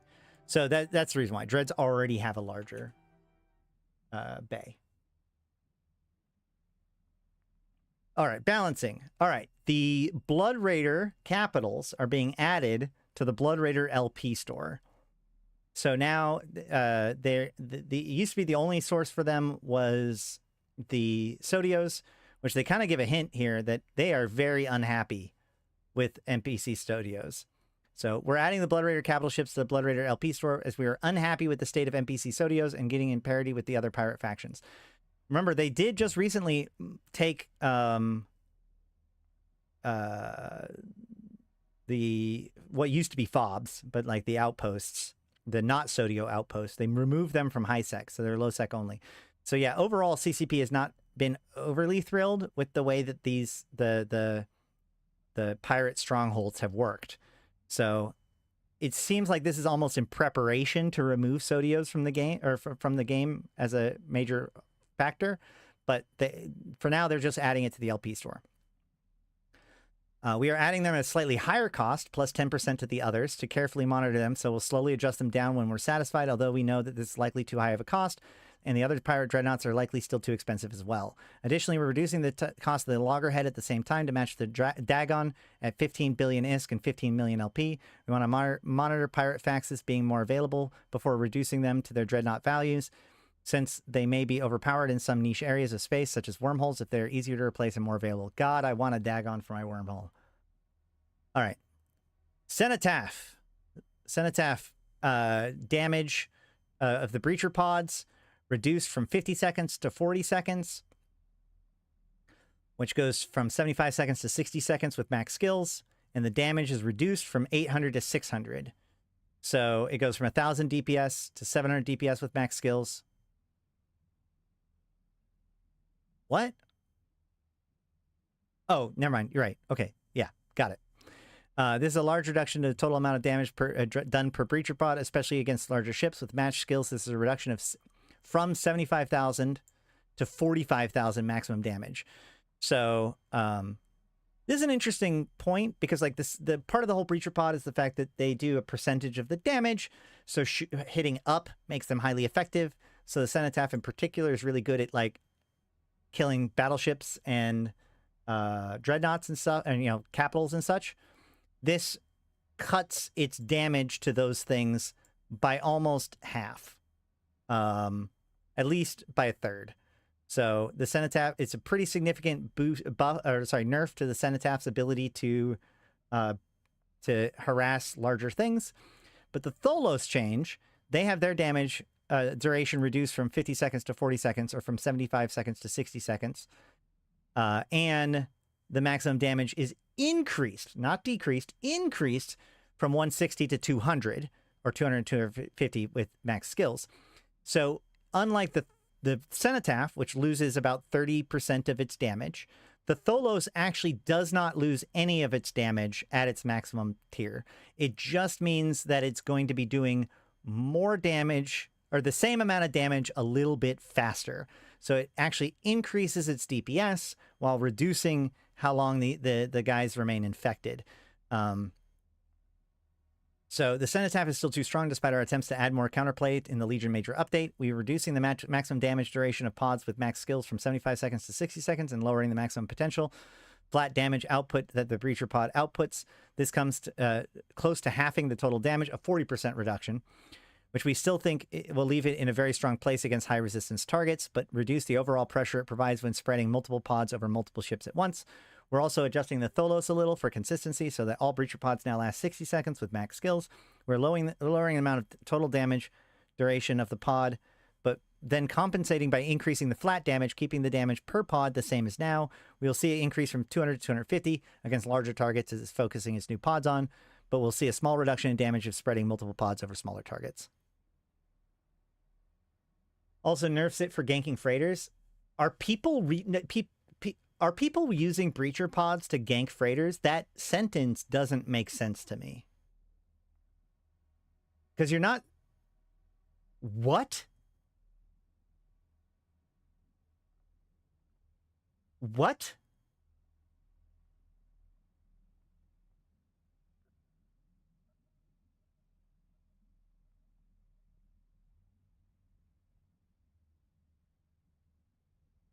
People are suicide... Wait, are they suicide gang?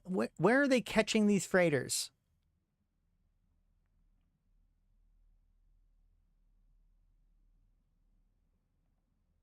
Everything in my training just got deleted. So you suicide 4 billion ISK worth of ships in order to try to get a freighter down?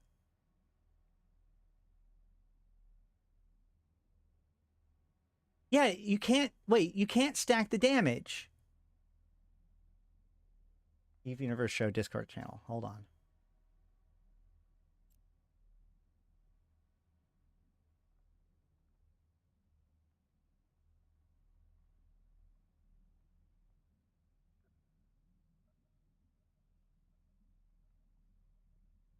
Huh.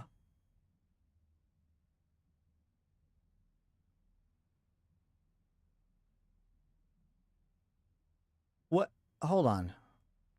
When did this happen? This was 11.5. That's actually not that long ago. In Poinen? No. In Noma? Hold on. I am, I guess, incredulous. Hold on. I got to see this for myself.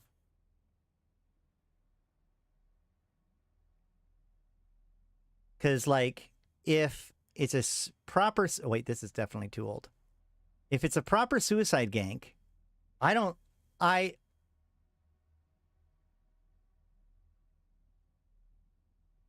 because that's not a suicide gank. Because the Cenotaph didn't die.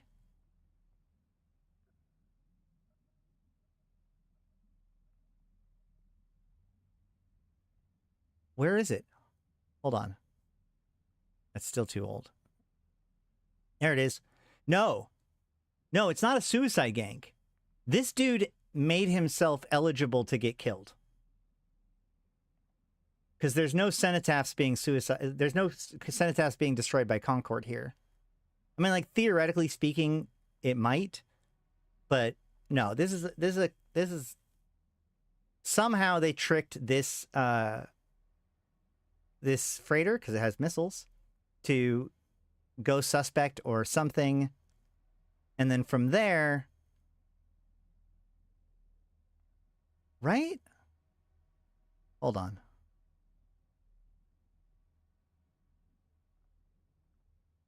No. Wait. No, that's in Jita. Yeah, I don't... he's not suicide ganking. Then why are there pods on... Because, no, my point is that they're not losing the ship.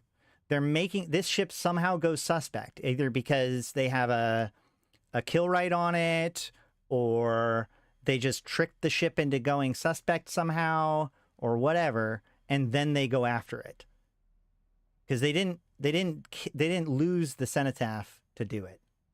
So it's not like there's somebody like sitting there in Uedama and just like throwing away a couple of cenotaphs in order to kill a freighter. Look at the Corp Legion. Okay, hold on. You're right. Not all. That is true. Legion is closed.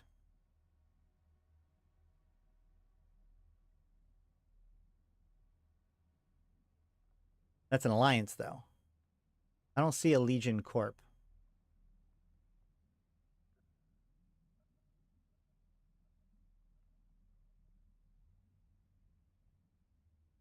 Bowhead.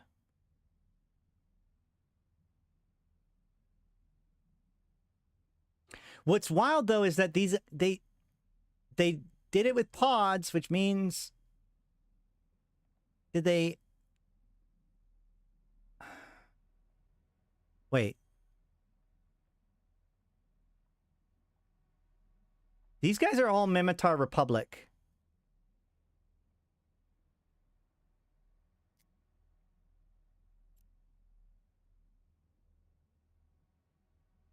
How much do you want to bet?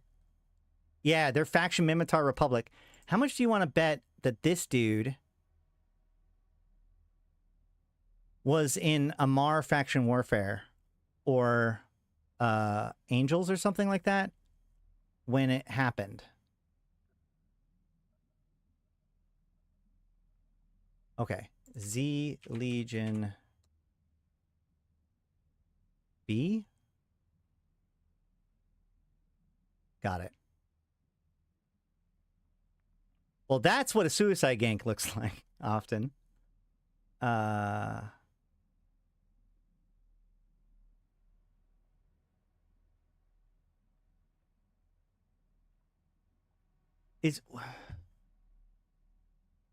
There it is. That's... Oh, Kaldari's sentry gun. What is even happening?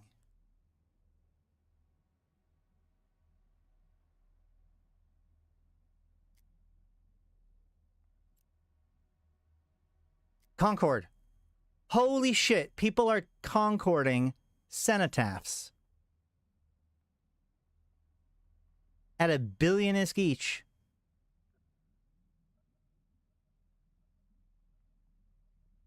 That's wild.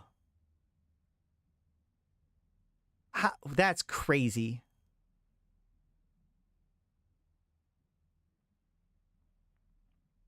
Yeah, I mean, he died to Concord.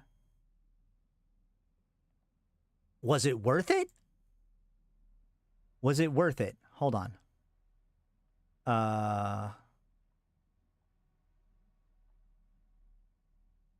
Where was that?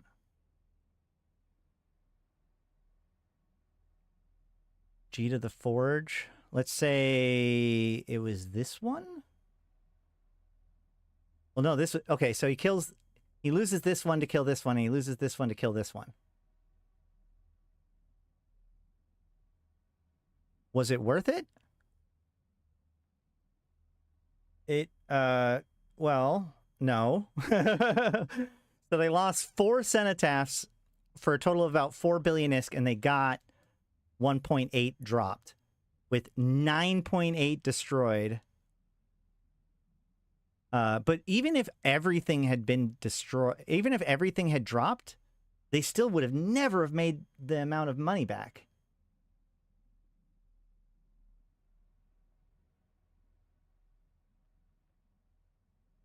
You can ignore the status, but like the calculation, 2 billion for a 12 billion-ish kill mail, yeah. But like normally they're not just doing it for the big kill mail; they're doing it for the loot. I mean, they did detect. They probably detected that it was expanded cargo holds, but they can't, like, that's the problem with ganking jump freighters, is that so much of the value is actually in the ship, which of course doesn't drop. No, it's not some sort of money laundering op. I think it's literally just like they went for it. They just went for it.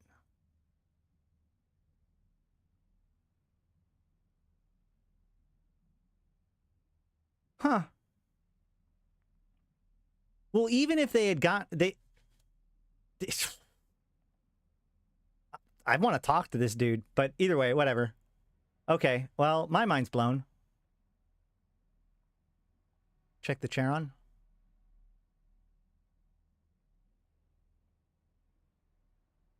Well, that one I don't have evidence that they suicide ganked on it. Like, I sincerely believe that they got this this avalanche to go suspect somehow. That's more typical. This Orca. I mean, the Orca dropped 7 billion. They made a good choice there. What the hell did the Orca have? Syndicate reinforced bulkheads, Syndicate damage control, Shadow Serpentis remote sensor booster.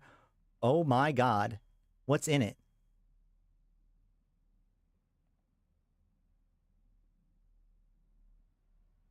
All kinds of Pochfin stuff.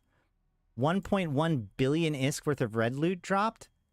2 billion ISK worth of Triglavian transconduit datacasters dropped. Ooh.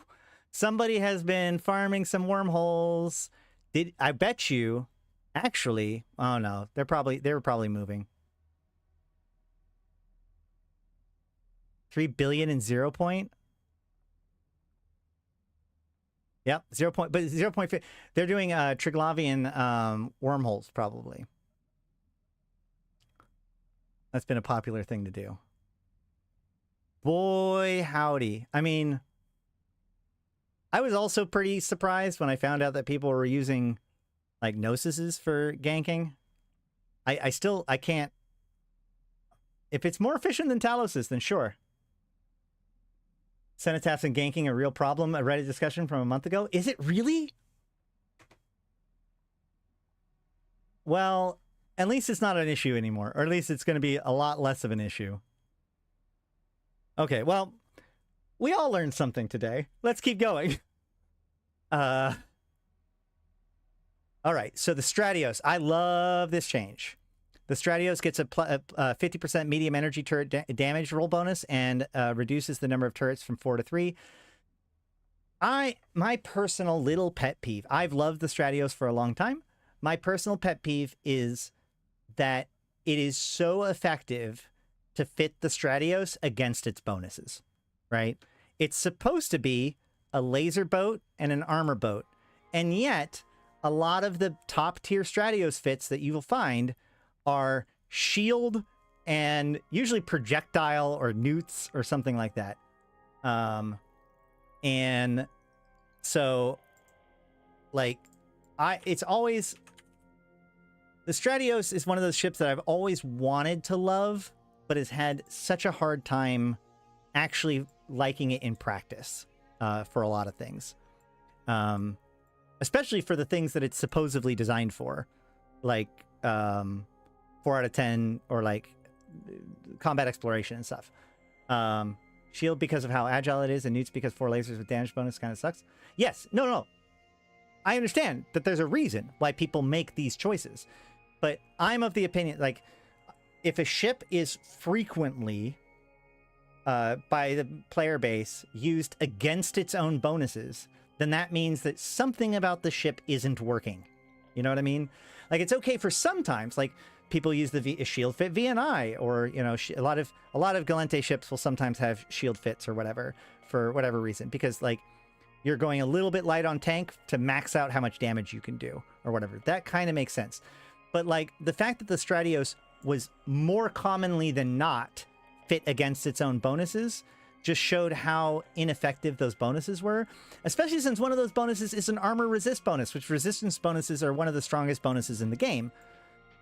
So now we're going to get, you get the 10% bonus, or well, 50% bonus to drone hit points and damage, 20% to all armor resistances, and then we have the optimal range bonus to medium energy turrets.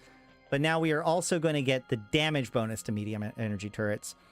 But so that damage bonus is not, it does 50% more now because they're also dropping a turret. So it goes from having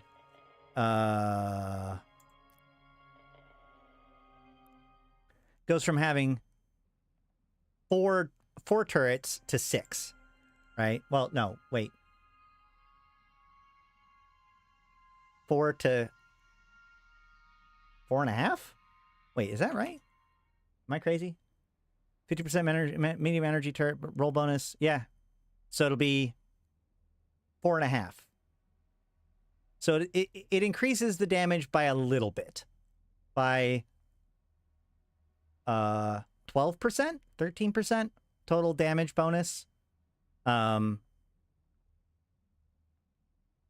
it also means that you can now fit your entire weapon rack and the prober and the cloak, which feels a lot, like, overall feels a lot better. So I don't know if this is necessarily going to make the Stratios like that much stronger for things like 4 of 10s or whatever.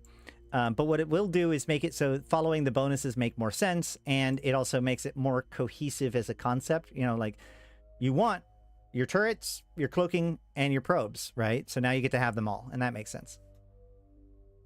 And it doesn't change the Newt Stratios at all, which is kind of nice. All right.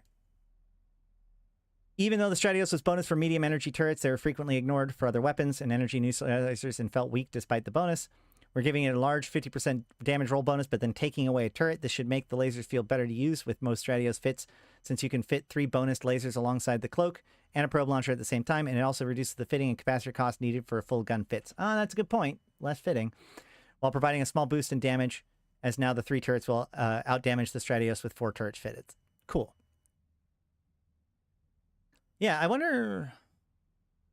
Well, we could play around with what it does for fitting, but we don't need to do that right this second. Yeah,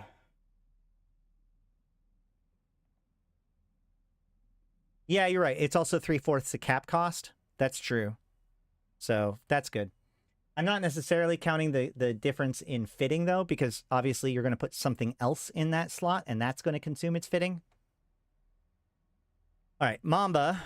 So the destroyers, the Mamba and the Mecha Ball, has their net resonators required to build them reduced by 1/4, which is going to bring down the cost of those ships further.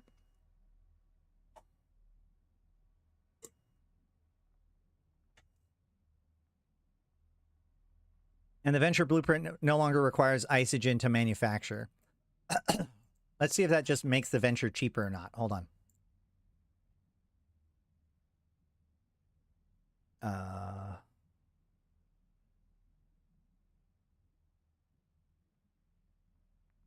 Venture Consortium. Hold on. These are new, right? Yeah. No? No, these are also modifies. Venture. So they got rid of the isogen.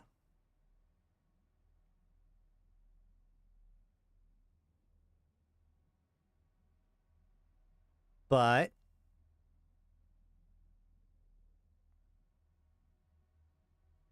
they did nothing else. Am I right? Yes. Yeah, because these two modifiers are only happening because they changed the order. And since it's diffing them, it's noticing them as changes, even though they're not changes. So all they did was remove the isogen. So ventures are going to be a little bit cheaper. It's pretty nice considering it's supposed to be a newbie ship that you can build anywhere in HiSec without needing to probe down Kernite. Yeah, although technically speaking, you shouldn't need to probe down Kernite now necessarily, but yes, correct.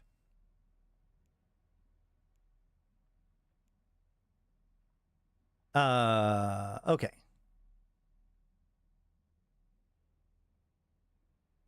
Porpoise. So the Porpoise and the Orca have had boosts to their industrial core for local tank. So the local tank, the bonus has been doubled for the Porpoise. Well,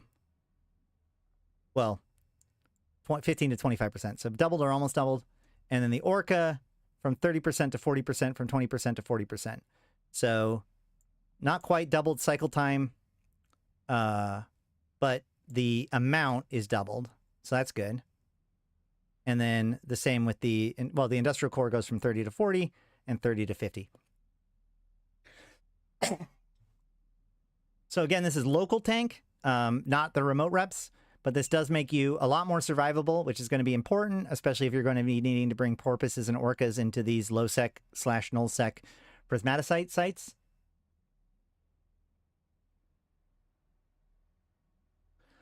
Giving a small boost to the active tanking capabilities of the porpoise and the orca while they're using the industrial core modules. I do like the fact that, like, the idea being that you can just sit there and hold your ground if you have industrial core, so that now there's a choice between, like, okay, well, do I drop the core and try to get off versus survive? Like, it helps that survive side more. And then Plex transaction logs. New Plex transaction logs are available throughout through the wallet. There are 2 tabs available: Overview and Transactions. The Overview tab shows a pie chart of either income or expenses. The Transaction tab will show the latest 2,000 entries. Description of transactions include which characters interacted with the Plex balance. Entries. Oh, that's cool, because, like, you can all 3 of your characters have the same Plex vault, right? Entries can be sorted by date, ascending or descending. Transactions can be copied to a clipboard in CSV format or provided for easy pasting to your workbook software of choice. Good stuff. They did mention that loyalty points are coming later as they work through the technical debt of it. Shield reps, non-ancillary needs buff, not necessarily individual ships. I don't know. Maybe. Extra large shield boosters are pretty good. The problem is that, like, with frigates and cruisers and stuff, you can way oversize things. But, like, with a battleship, there's only so far oversized you can go. Question for the Ash in chat. Anyone have a good idea if the skills will be in the schools or the LP store? Didn't they say... Hold on. What was the name of the skill again?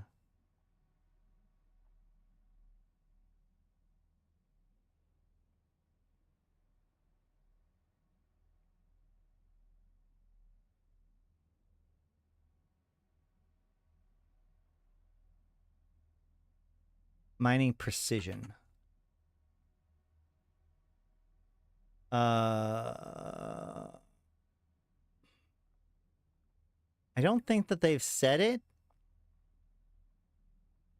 but I guess my random guess is going to be the same, the same places as all of the other stuff. So Yitri, Propel Dynamics, Cypher & Co., Freedom Extensions, Zoran Sons, Dulcio Foundry, Impetus, Chemeltech, Mortis Legion, or an Intaki Bank. It doesn't explicitly say that about those skills, and it has said things about other stuff, but, like, that would be my guess. But yeah, they're going to be seated on the market almost certainly. But we'll put that. We're gonna get. That's an assumption. So we're gonna check. We're gonna put that on my list of things to check on the day of the expansion. So mining, skill, location.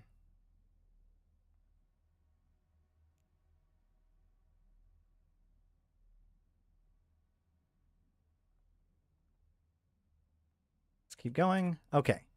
Epic arc. So there's a new epic arc. The first new epic arc for 16 years. Fractured Legacy, consisting of 3 mining-focused missions. So an epic arc that's only 3 missions long. Really stretching the definition of epic arc.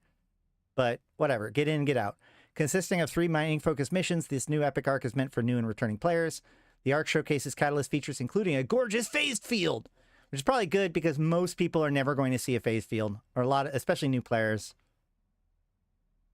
The latest epic arc in nearly 16 years is short and experimental compared to its predecessors. It's estimated to be completable in the length of a normal session.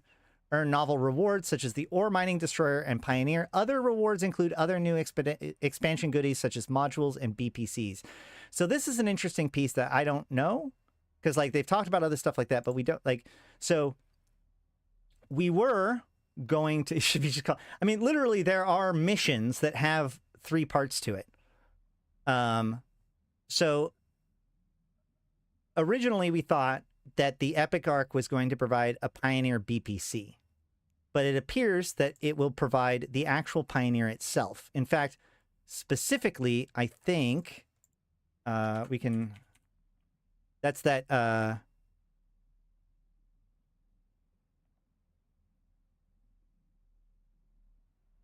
was like a little token. Here we go. Pioneer Redemption Token can be traded at an ore for an ore Pioneer from the right agent at the right station for the right time, or at the right time. So that might be the way it does it, or it may just give you the Pioneer at the end. But it doesn't look like they're going to be giving PPCs. So, by the way, Thranz, that means that we don't need to necessarily collect PPCs, but we probably will put out an opportunity for people to turn in Pioneers if they are interested. But I'm curious as to what the other expansion goodies are, such as modules and BPCs. So we're definitely going to have to do the epic arc on the first day. Or try. To get... So, I don't know what these BPCs and modules are going to be. I assume it could be things like the Command Burster or the survey stuff or whatever. Yeah, I do plan on buying a Pioneer BPO too, don't get me wrong. To get started on the Ore Epic Arc, go to the Air Laboratory Station in Kisogo 7 and speak to Elias Peltonen. I really hope that that means that this Epic Arc is a continuation of the Air MPE. That Elias is the character from that. So this means that we're actually probably... This is the closest indicator that they're actually doing what I was hoping they would do with this that we've had so far. But also, like... brief reminder that CCP hates Galente pilots. So Galente faction warfare pilots won't be able to do this this epic arc while in Galente faction warfare because it takes place in Caldari Highsec. But it has to take place somewhere, right? Yeah, it is air. It's air. Air opportunities, freelance job visibility update. We've updated freelance jobs in air opportunities to only display jobs that the current character is eligible to participate in. I like that. Visions of screaming infomorphs suddenly fills mind. Yeah. Yeah. No news stories yet for lore of on how these... Well, Gizmo, the phase fields haven't happened in game yet. We won't get the science behind it until they actually happen, and then people report what is happening. We're just getting mechanical information at this point. Remember, Eve lore happens in real time. But there are some clues. There are some clues, right? Like, so if we go to the New Eden News, we can see...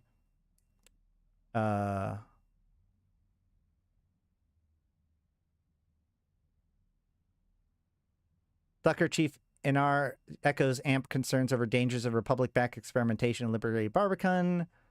And there's another one with things about...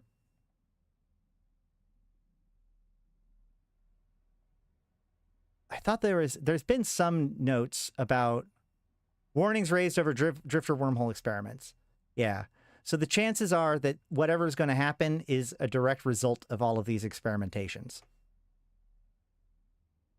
But I was going to read this and talk about it later, if we get there.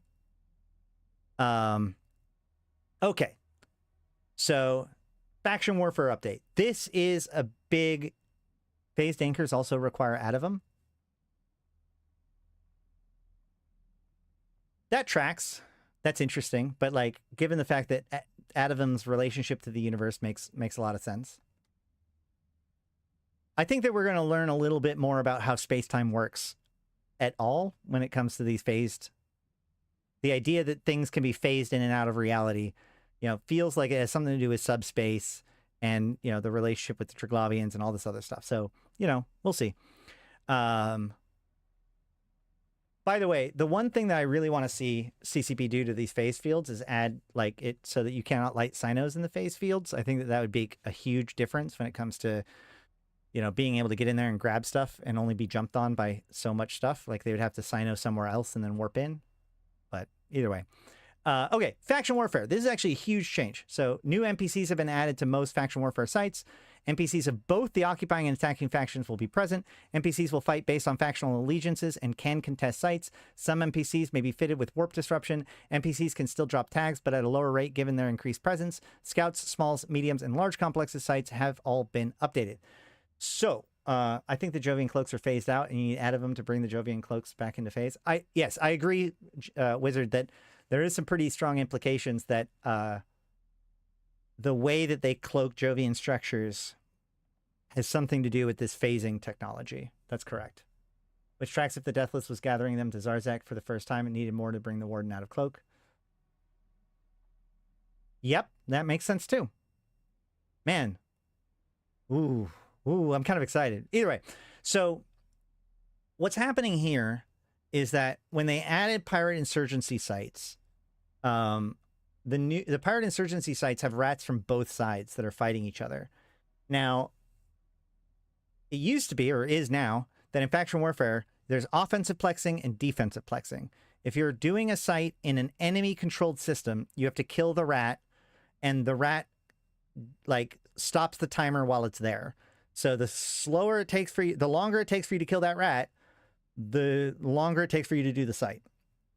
And that's why these rats, like when it was made this way, these rats were made to be very non-impactful. Because at the time, back in like 2011, with the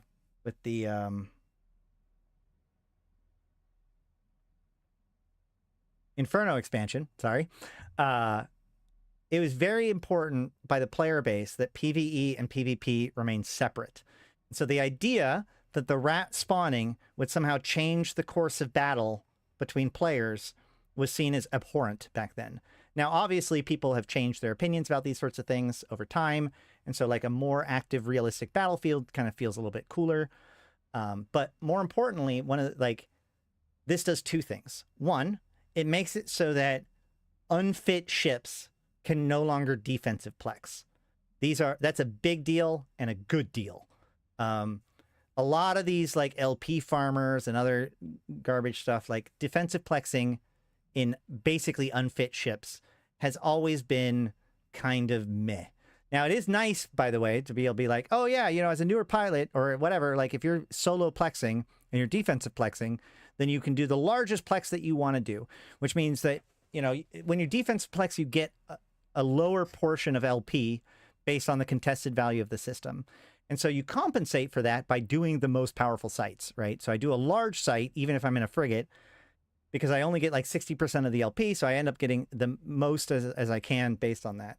And, you know, I'll often send people that are solo to defensive plex so that way they can do that without having to worry about the rats. They will now have to worry about the rats. So your DPS will matter that's on field in the same way that pirate sites do. So that kind of gimme is no longer there. And it also takes away that kind of unique difference between defensive plexing and offensive plexing. However, the other big difference is they now can warp disrupt, which is something I've asked for a long time.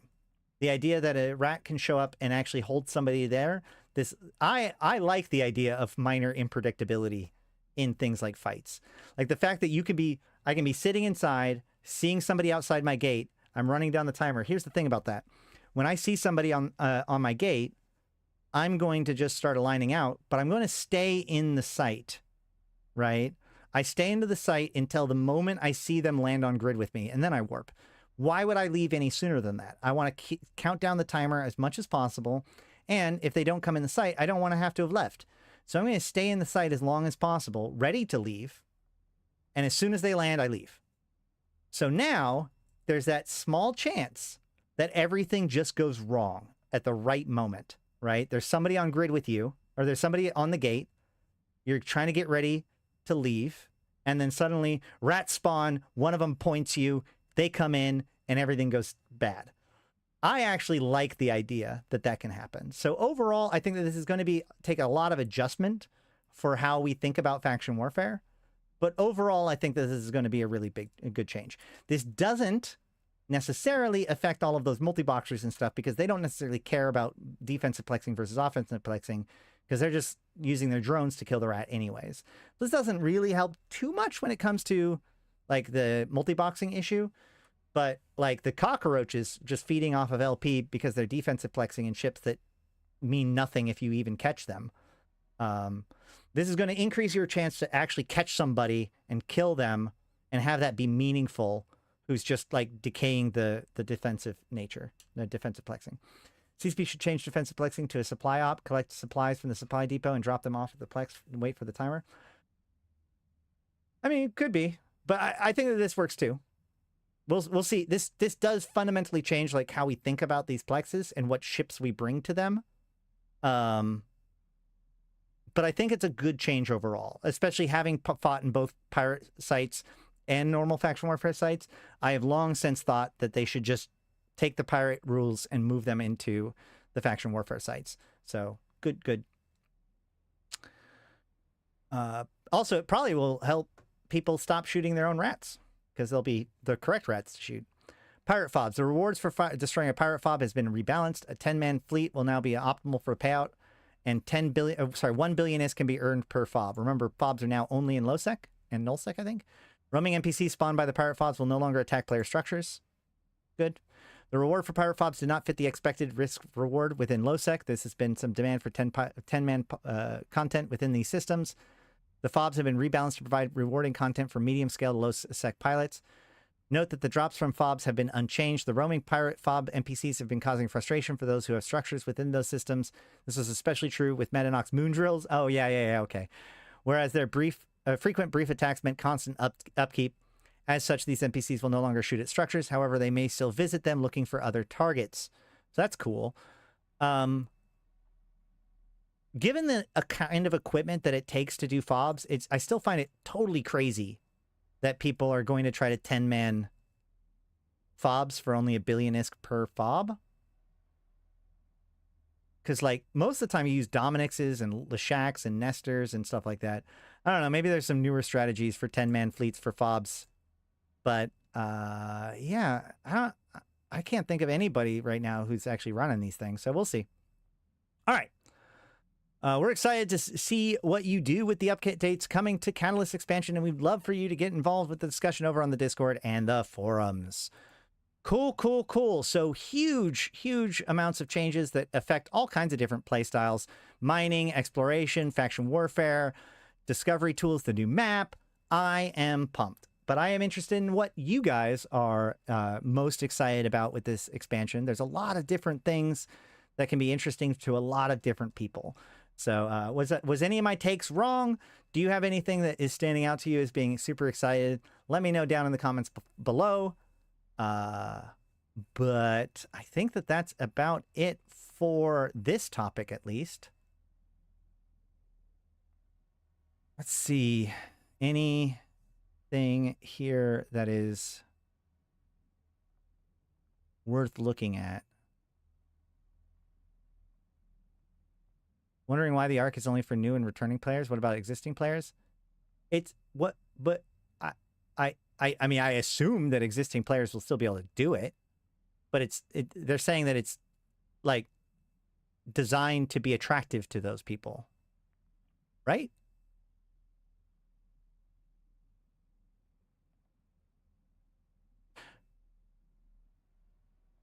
Yeah, it's meant for new. That doesn't mean that you can't do it. All right, whatever. I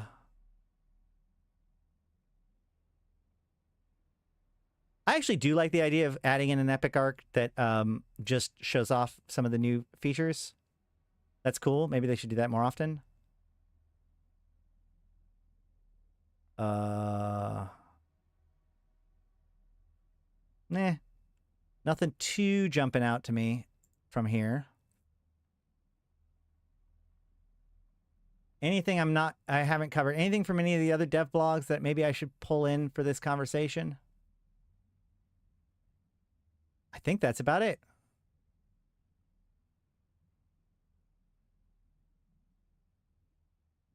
Okay. I think more lore mini arcs would be nice. I agree. Let's see. Carrier animation. Well, we did show off the carrier animations. We did talk about those a little bit. Yeah. So a couple things. One, the MER. My understanding is that the MER, according to Drake told me, and I don't know if it got corrected, but the numbers on Pochfin seem wrong.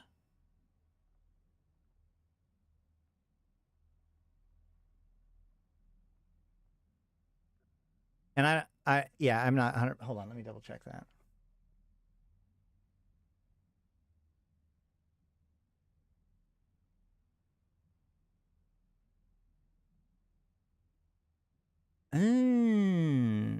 Hold on.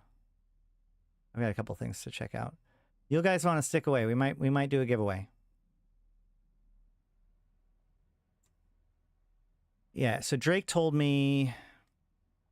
Here we go. The new 2D map is really cool. For your information, the destruction numbers on this data are completely garbled and should not be trusted. Metropolis is reported as having more destruction than Pochfin and the Forge combined, but the sum of kill males in that region is a third of the reported number. Void space, which comprises Abyssal and Jovian space, dropped from 4.4 trillion to 2.72, but 1.5 trillion of that was Alliance tournament destruction, which implies that Abyssals went down 73%. Pochfin states as being down 30%, but the sum of the kill male value is only down about 5%. Mermals have had 12 evictions in C6 space in October, but the destruction is allegedly down 17%. So yeah, I'm not 100% willing to like give too much analysis, because there's already kind of questions about the MER.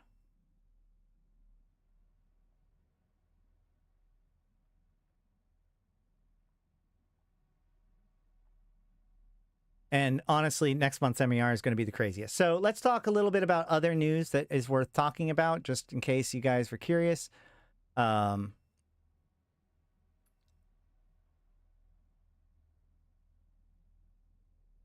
So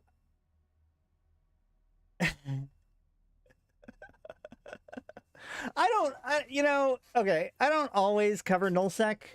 I don't very often. I try not to focus on nullsec too much because I'm not the most. Hold on. The claim the devs were in communication with the dev of Dotland, so I'm hoping they bring him on board to make the game app as useful as Dotland. Yeah, they have been working a lot with the Dotland guys. I don't know if that literally means bringing him on board, but at least learning from what they were doing. Yeah, they put a lot of work into this 2D map. It looks really good.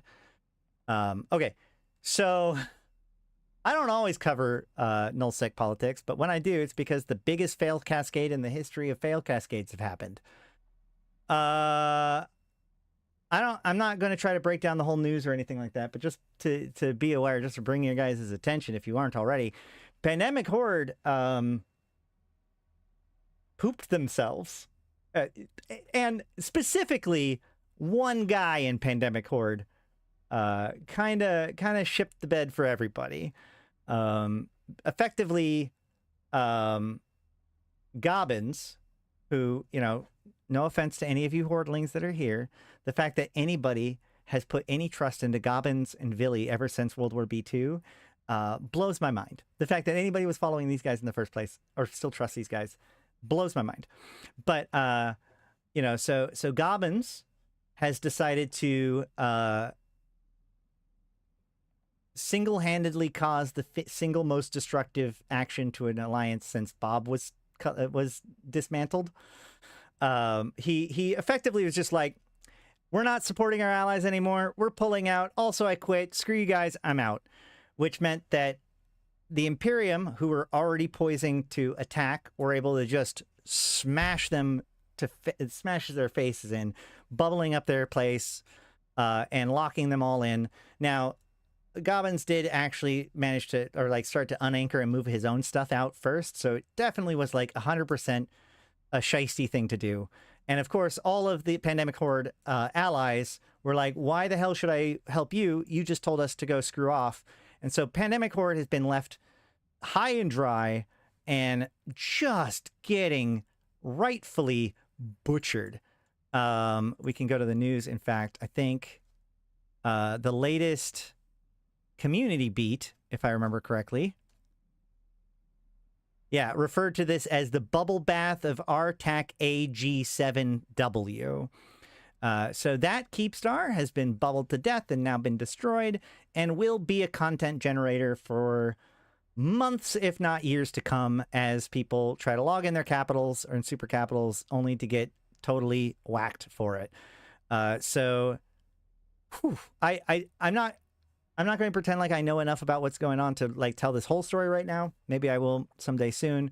There are other people covering and stuff. Just realize that like I personally have never really been a big fan of Pandemic Horde as an organization, just by the way that they've operated. But you know, this is wild. So as we can see here, in the last 7 days, Pandemic Horde has lost 21,000 members, which, to put that into perspective, that means that if everyone who left Pandemic Horde went and joined their own new alliance, like just made a new alliance, right? If we look at, actually, hold on.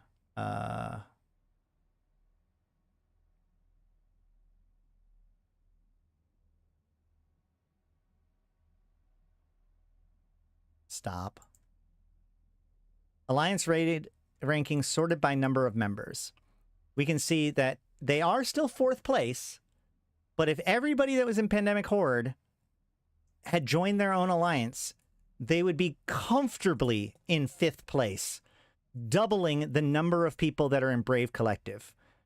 That is wild. In fact, it would be the next 3 alliances combined, basically, is how big that ex-Pandemic Horde alliance would be. It was at 22,000 last time. We are close to hitting the halfway point because it went from 50,000 to 27,000. So I imagine that within a little while, potentially, although it is starting to kind of taper off a bit, there's a pretty good decent chance that the Pandemic Horde will be cut by over half when this is all said and done, let alone their sovereignty being completely wiped out and everything else going really badly for them. The new Horde bigwigs also stuck. Oh, yeah, no. Okay, hold on. I want to point out something to you guys, okay? Like, let's say, just in case, the one thing I will contribute to this is realize that, like, as much as it's fun to crap on Gobbins for this, there is a really, really good reason to believe that Gobbins is just the fall guy. He handed, or like, there's a new leadership group that is taking over Horde. There is reason to believe, although I don't have all the information, it's come to, like, this is trickled towards me. I've heard amongst the rumor mill that, like, they were part of, like, the planning of this. Like, they basically pushed Gobbins out, or at least, like, helped make the decision that this is what they were going to do. So do not fall for the trick where it's like, oh, we're all just going to be mad at Gobbins, even though Gobbins was just taking the blame for the people that they now want you to continue to follow. So Horde leadership has always been an issue. Or like, it's always been true that, like, the alliances follow their motif a lot more than I've always found it interesting how much the alliances follow their kind of motif, right? So, you know, goons are very much like a hive, a swarm of all these little busy bees working together. Pandemic Legion used to, you know, crack open and infect and take away the power from other groups, stealing their best FCs into themselves like a virus. And Horde, Horde's a Horde. Horde doesn't have leadership. Like, from my understanding, as much as I've ever talked to people in Horde and seen things in Horde, Horde is very much about, like, they've got the least amount of, like, coordinated leadership, and most, like, hey, you can be, anybody can be part of it. You can do whatever you want, more or less, as part of it. And then every once in a while, they just point them, like, all in a direction, and they go that way. Like, it very much is like Orc, Horde, Warg, let's go, right? And so, and that's been basically the extent of Pandemic Horde leadership. So, yeah, but I would be incredibly suspicious of the current Pandemic Horde leadership, because they kind of orchestrated this stuff, and they kind of screwed over their own memberships too, and they kind of still want people to stay and follow them, which can be an incredibly risky thing to do. Accurate time will tell. The main thing is we don't want to deal with time zone fights. Wait, what? Hold on. Supposedly goons know what systems all the asset safety stuff went to and intended to camp the hell. Yeah. No. It's actually very easy to know which system everything, because everything will asset safety to the closest low-sec system. So there's only a few low-sec systems in the game that ends up being like the focal point for entire regions to asset safety into. So yeah, no, those are going to get hell camped forever too. I know the initiative has somewhat stepped in to help relocate Horde. And also the goons have, or the Imperium have stated that they are going to basically glass drone lands and then allow it to be almost like a cultivation point for smaller alliances, where as long as everybody follows the rules, then Imperium won't smash them. Hey, Bad Boy Smooth. We know where it is. We just don't need to camp just yet. Yeah. It'll take you, I think it takes 20 days. I'm pretty sure. Goons offered DR to Frat before making the new SEA-like thing. Oh, drone. Yeah. Originally, Goons offered drone lands to Fraternity, and Fraternity said they didn't want it. That's true.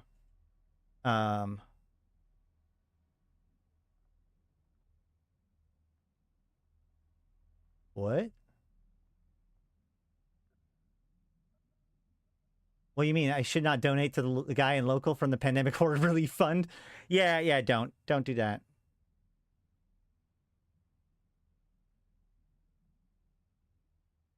Yeah. So, if you're part of Pandemic Horde, consider not being in Pandemic Horde. Otherwise, this is a massive opportunity. There are thousands of people looking for a new home. And so paying attention to this and watching how this like carries on over the next few months is going to be pretty interesting. We can see that there are big deltas up, like Fraternity added 5,000 people. But from my understanding, Fraternity, coincidentally, at around the same time, announced the ending of their rental empire. So they've been folding people into their main alliance. So that's the majority of their member count increase. However, the initiative is likely taking in a lot of Hordelings, because they have been one of the big people stepping up. And you can see that their spike happened right at the same time as Horde's collapse. So yeah, a lot of Hordelings are heading over to the initiative.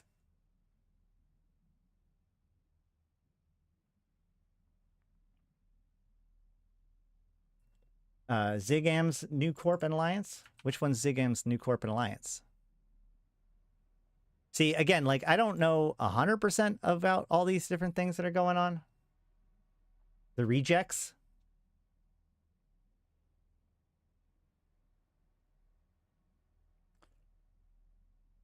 Frat got Slice and Undies. Man, how do you make Slice look like the competent pilots? That is the most astonishing thing out of this entire event.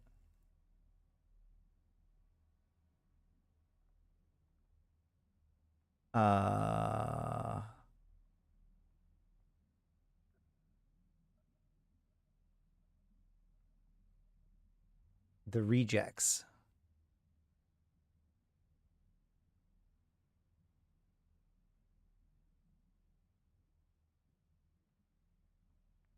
The rejects is closed.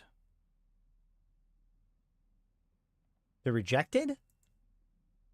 Tactical Withdrawal Team?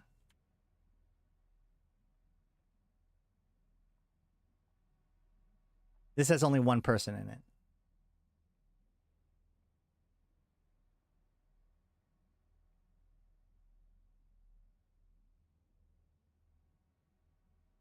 Oh, okay. That is... Oh, yeah. Tactical Withdrawal Team. There it is. The Rejected. But this only has 29 members in it right now. Oh, it hasn't updated? Well, hold on.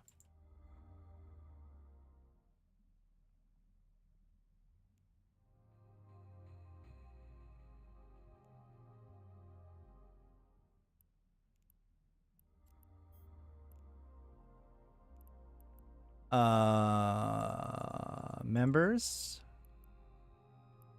Oh no, there's more than one.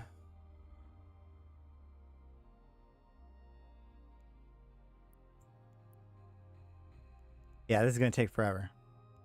Do we know where they mostly are? 18. Oh, Tactical Withdrawal Team? 146.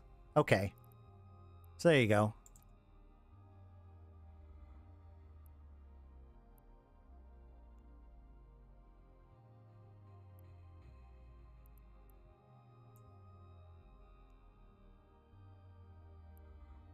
Yeah. So they are growing, but not thousands. They're taking space in Kavala Expanse? Well, good for them. I wish them the best of luck. They were founded 4 days ago. So, pretty good. Oh, Mr. Unlucky. Wait, oh, okay. Why didn't you guys just say Mr. Unlucky instead of using Zigam? I don't know his in-game name. Okay, well, best of luck to him. I think that's a pretty cool idea. Yeah, this is a really good opportunity for people to provide a home to a bunch of lost souls. Speaking of which, if you want to join the Convocation of Empyreans and maximize player engagement with EVE Online, we are recruiting. Yeah. Anybody want coffee when I'm making one? I do want coffee, but I might have to go make myself one, which means we'll probably be wrapping up soon. I know we have so much more stuff to cover, but it's already been 4 hours. So I think that we're going to probably... So, okay, let's talk about my life for a minute. So for those of you, we're going to call this the end of the Eve news for the day. Yeah, we'll talk about the New Eden news and other stuff like that, and the MER stuff like that probably soon, maybe even tomorrow. Oh yeah, CSM. Thank you. Sorry, you're right. Let's do that first.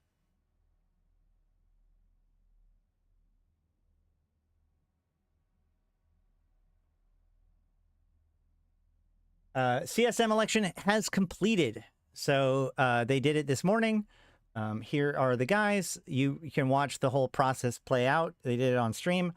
But we have quite a few good options. I mean, the Oz got back on. Angry Mustache is there. Young Puke got on, which isn't my favorite. But, you know, this time he got elected instead of selected. So that's pretty cool. Ariel Rin got in. Kashal Aderon, who I think last time didn't get in, now did get in again. I know Goons got 3 of their top ticket, which was a big deal. And then CCP chose Mick Fightmaster and Val Auroras as their 2 selections. Which, hey, Sticks, yeah. Yeah, big congrats to the Oz. I find these 2 the most interesting because, of course, these represent, Mick and Val, because those are the ones that CCP chose. And so often they'll choose things that they are focusing on. And, you know, they said that they were going to do stuff with wormhole space. And outside of the Odyssey, it seems kind of that this wasn't necessarily the expansion to fix wormhole space. So the fact that they chose a wormholer as one of their 2 people is fine and good. The part that confuses me is the Val Auroras part. Actually, you know, now that I'm thinking about it, let's go to the news about this, and I want to go see. Actually, let's see. Can we go to the forums? Because what is Val's whole shtick? Because the thing that jumped out to me immediately, I'm not 100% sure what's going on with all these different people. There's only so much I can know at any given time. But what stood out to me is that, like, so CCP chose these people, and they usually do that to kind of fill in the gap to make sure that the thing that they're interested in has representation. And so the fact that they chose a second initiative member, they already have Ariel Rin, she got elected. And then in spite of that, they chose Val. Now, obviously, the initiative is a big group. They do lots of different things, whatever. But, like, it feels like that would maybe be, that's a red flag for redundancy. So I'm trying to figure out what it is that would have attracted CCP to grab him in particular. Rin is more ESI and more newbie focused and stuff. But, oh, is Val, hold on. Because I thought Rin was, well, that's the thing. Even if you just say, oh, it's newbie focused. But, like, again, they have Kashal Aderon is there. The Oz is there. Do you need... And they didn't choose... They didn't choose... there's a lot of people that you could have chosen for New Bro PvP. You also didn't choose Mike Azariah. So, what exactly does Val have that these other guys don't, that got CCP to want him on the team? And I'm not trying to say that I disagree. I'm not 100% sure that there's obviously something there. I just want to look into it. I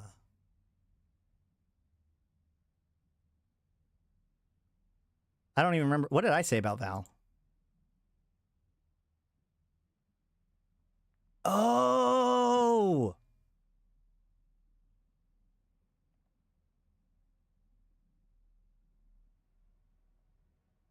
From Singapore, and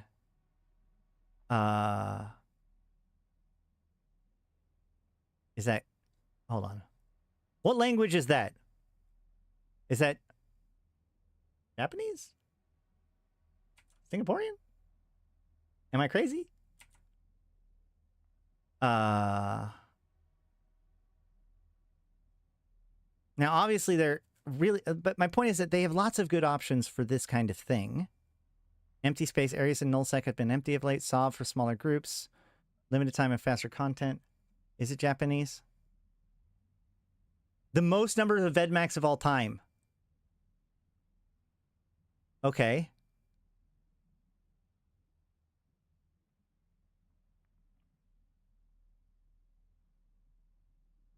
I mean, that's fair. I could see it. Like, there's a lot of people that claim to be big on these kinds of things, but like the fact that he has provable track record probably is very helpful when it comes to picking him versus somebody else.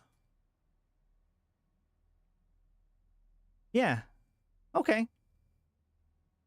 Well, I think that, like, while I can't necessarily be like, okay, this is the reason why. Languages of Singapore, English, Mandarin, Chinese. Yeah, so it could be some Chinese stuff, although I would assume that the frat person would also potentially represent... Is the filaments thing? Hold on, what? Fix filaments, please. Hi, puppy girl. Okay, my puppy's saying that I need to wrap things up so that way she can go to the bathroom. So, yeah. Oh, it's Japanese? Okay. Well, that's probably also a valuable piece to it, too. I could... Okay. I mean, the more I look at this, it's hard for me to be like, yeah, this is what this means. But, like, at the same time, he brings a lot of really good information with provable track record behind it. And the fact that you just pick up somebody with a foreign language is a perk. So, yeah. I wish these guys the best of luck. This feels like it could be a very solid CSM and Young Puke. So good to go. And of course, Drake, who's right there, will still be working on posturing with CCP. Yeah, and that kind of goes back to what I've said about like running for CSM. It's like at a certain point, I don't really need to know. Hey, Gary 07. I don't really need to know or be on CSM because I can talk to CCP if I need to. So it's good to hear that you've gotten that you're still going to be involved, Drake. All right. So to wrap things up, though, I do want to talk a little bit about kind of what's been going on. First of all, I really appreciate everyone who supports my stream. You know, obviously, because of certain things in my past and all that stuff, because of whatever, like, people don't share my stuff on Reddit anymore. The normal discovery tools don't necessarily work out, and there's a lot of people that, you know, criticize me for various reasons. But there's a lot of you who continue to support me in spite of that, share it around because I have good information. I'm here to put even into context for you, my fellow Empyreans. And I've been doing it now for like 6 years, and I'm incredibly blessed to be able to do it. And in spite of everything, I'm still able to do it, although things have gotten harder and harder to make ends work and all that stuff. And so all of you, and I say it every single time, but the people that like the channel, especially the people that share it with someone new and be like, hey, this guy Ash, he has information that's useful to be watching. For some of you may know that my son has autism, and he's now 12 years old. And so we're going through a very challenging time in which he's not wanting to cooperate. He's not wanting to go to school. And so it's taking a lot of my time and attention. And unfortunately, this has made it so that I can't stream as often. I've had to cancel streams and all that stuff. And it sucks. I'm trying to do as much as I possibly can. But ultimately, like yesterday, he went to go back to stay with his mom for a little while until he can get his head on straight and want to go to school. So hopefully that means I will be streaming more. So my plan is actually to be streaming potentially during this weekend. Why are you destroying things? And whatnot. So the good news is that we're going to probably have a lot more content coming soon. The bad news is that my channel has taken a pretty significant blow in the last several months due to my inconsistency when it comes to making content and stuff. So for all of you who have made the decision to become a member or a patron or whatever, I just want to tell you, like, people say this all the fucking time. My internet is on right now because of you guys. I got to eat last night because of you guys. Like, it really is. I don't make a ton of money off of this stuff. In fact, if it wasn't for the fact that I'm also a disabled veteran, so I get some other services and support, I wouldn't be able to do it based on the revenue of this channel alone. But I do it because I feel like what I do is important, because I feel like Eve is important. And I feel that helping people understand Eve better makes Eve better, right? Like, it's one of those things that, like, people that don't know better could just take it the wrong way. I've seen so many times over the years, people have the wrong ideas about stuff, null brain, et cetera, and, like, you know, I've always wanted to be that voice that helps show that there's so much more to EVE Online than what a lot of people talk about. You know, I still think that what I do is valuable, and that's why I've continued to do it in spite of everything. And so, again, I'm incredibly thankful to all of you who have supported the channel. And, you know, consider this your formal request, you know, especially as we enter into the holidays and stuff. If you can, in some way, support the channel, either become a member or a patron, or pick up some merch or whatever, or even, like, if you want to talk to me about a one-time donation, just hit me up in Discord. Like, it means so much to me. Hopefully, you know, things can work out. Yeah, I have a lot of hope for my son and for everything else, but I'm just trying to make everything work. And we know that real life comes first. And so, you know, obviously my son is the bigger focus. If I'm going to let the channel die or my son fail, I'm going to focus on my son. But you guys have made it so that that choice doesn't have to be absolute. So I appreciate it. Now, like I said, things have decayed. Like, for instance, full disclosure, I've hit a negative number of subscribers in the last 30 days. And the first time is really since my background stuff came out.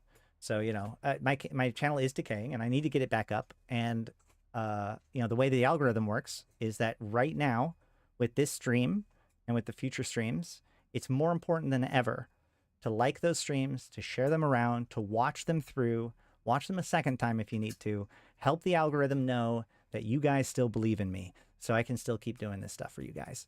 So I hate to say those kinds of things. I hate to do anything that feels like I'm trying to like manipulate you guys into giving me more money or whatever. But like ultimately, even if you can't donate, just like I said, liking the stream and sharing it with someone and be like, hey, go check out this guy. He knows what he's talking about. It's a good place to stay caught up, means the universe to me. And I thank you guys so much. I have been Ashtarothi. I've been playing this game since 2010, talking about it since 2012, and I'm here to put Eve into context for my fellow Empyreans, for you, my fellow Empyreans. Thank you guys so much. And of course, as always, an extra special thanks to my top tier supporters whose names are not being pulled up right now. God damn it. Hold on. And that would be 745 MPSI, Arydanika the Queen, Bad Boy Smooth, Ebo Leet, Erladis, Elange, Flash Gordon, May, Malak Starfire, Malin, Merc, Utan, Mayak, Nephilim, LM1, Sheesh, Susuro, and Rid. Thank you guys so much. I appreciate it. And yeah, that's why I wanted to wait till the end of the stream to talk about that stuff, because I want you guys, you know, I didn't want it to put it in front of the content. So I will see you guys soon. I'm not 100% sure if it's going to be tomorrow. The best thing you can do is get on the Discord. And okay, hold on. The dog is chewing up my pen behind me. She's so mad that I'm not taking her outside. Hop into the Discord, flag yourself as interested in YouTube, so that way you get the pings in the media channel when I go live or put up a video. We need Frontier. That's right. That is another thing. There is a lot of changes happening to Frontier. So we need to talk the next time I'm going live, which is going to be probably this weekend at some point, but we'll see. We've got MER, we've got Frontiers, we've got a lot of other stuff to cover. And in fact, I've even thought about like dabbling back into Eve Galaxy Conquest, but let me know what you guys think. But in the end, I've been Ashtarothi, like I said, and thank you guys so much. This has been awesome. And I love this stream and I love doing this for you guys. And yeah, so cool. On that note, I've been Ashtarothi, the voice of New Eden. Until next time, I'll see you in space. Bang the blah!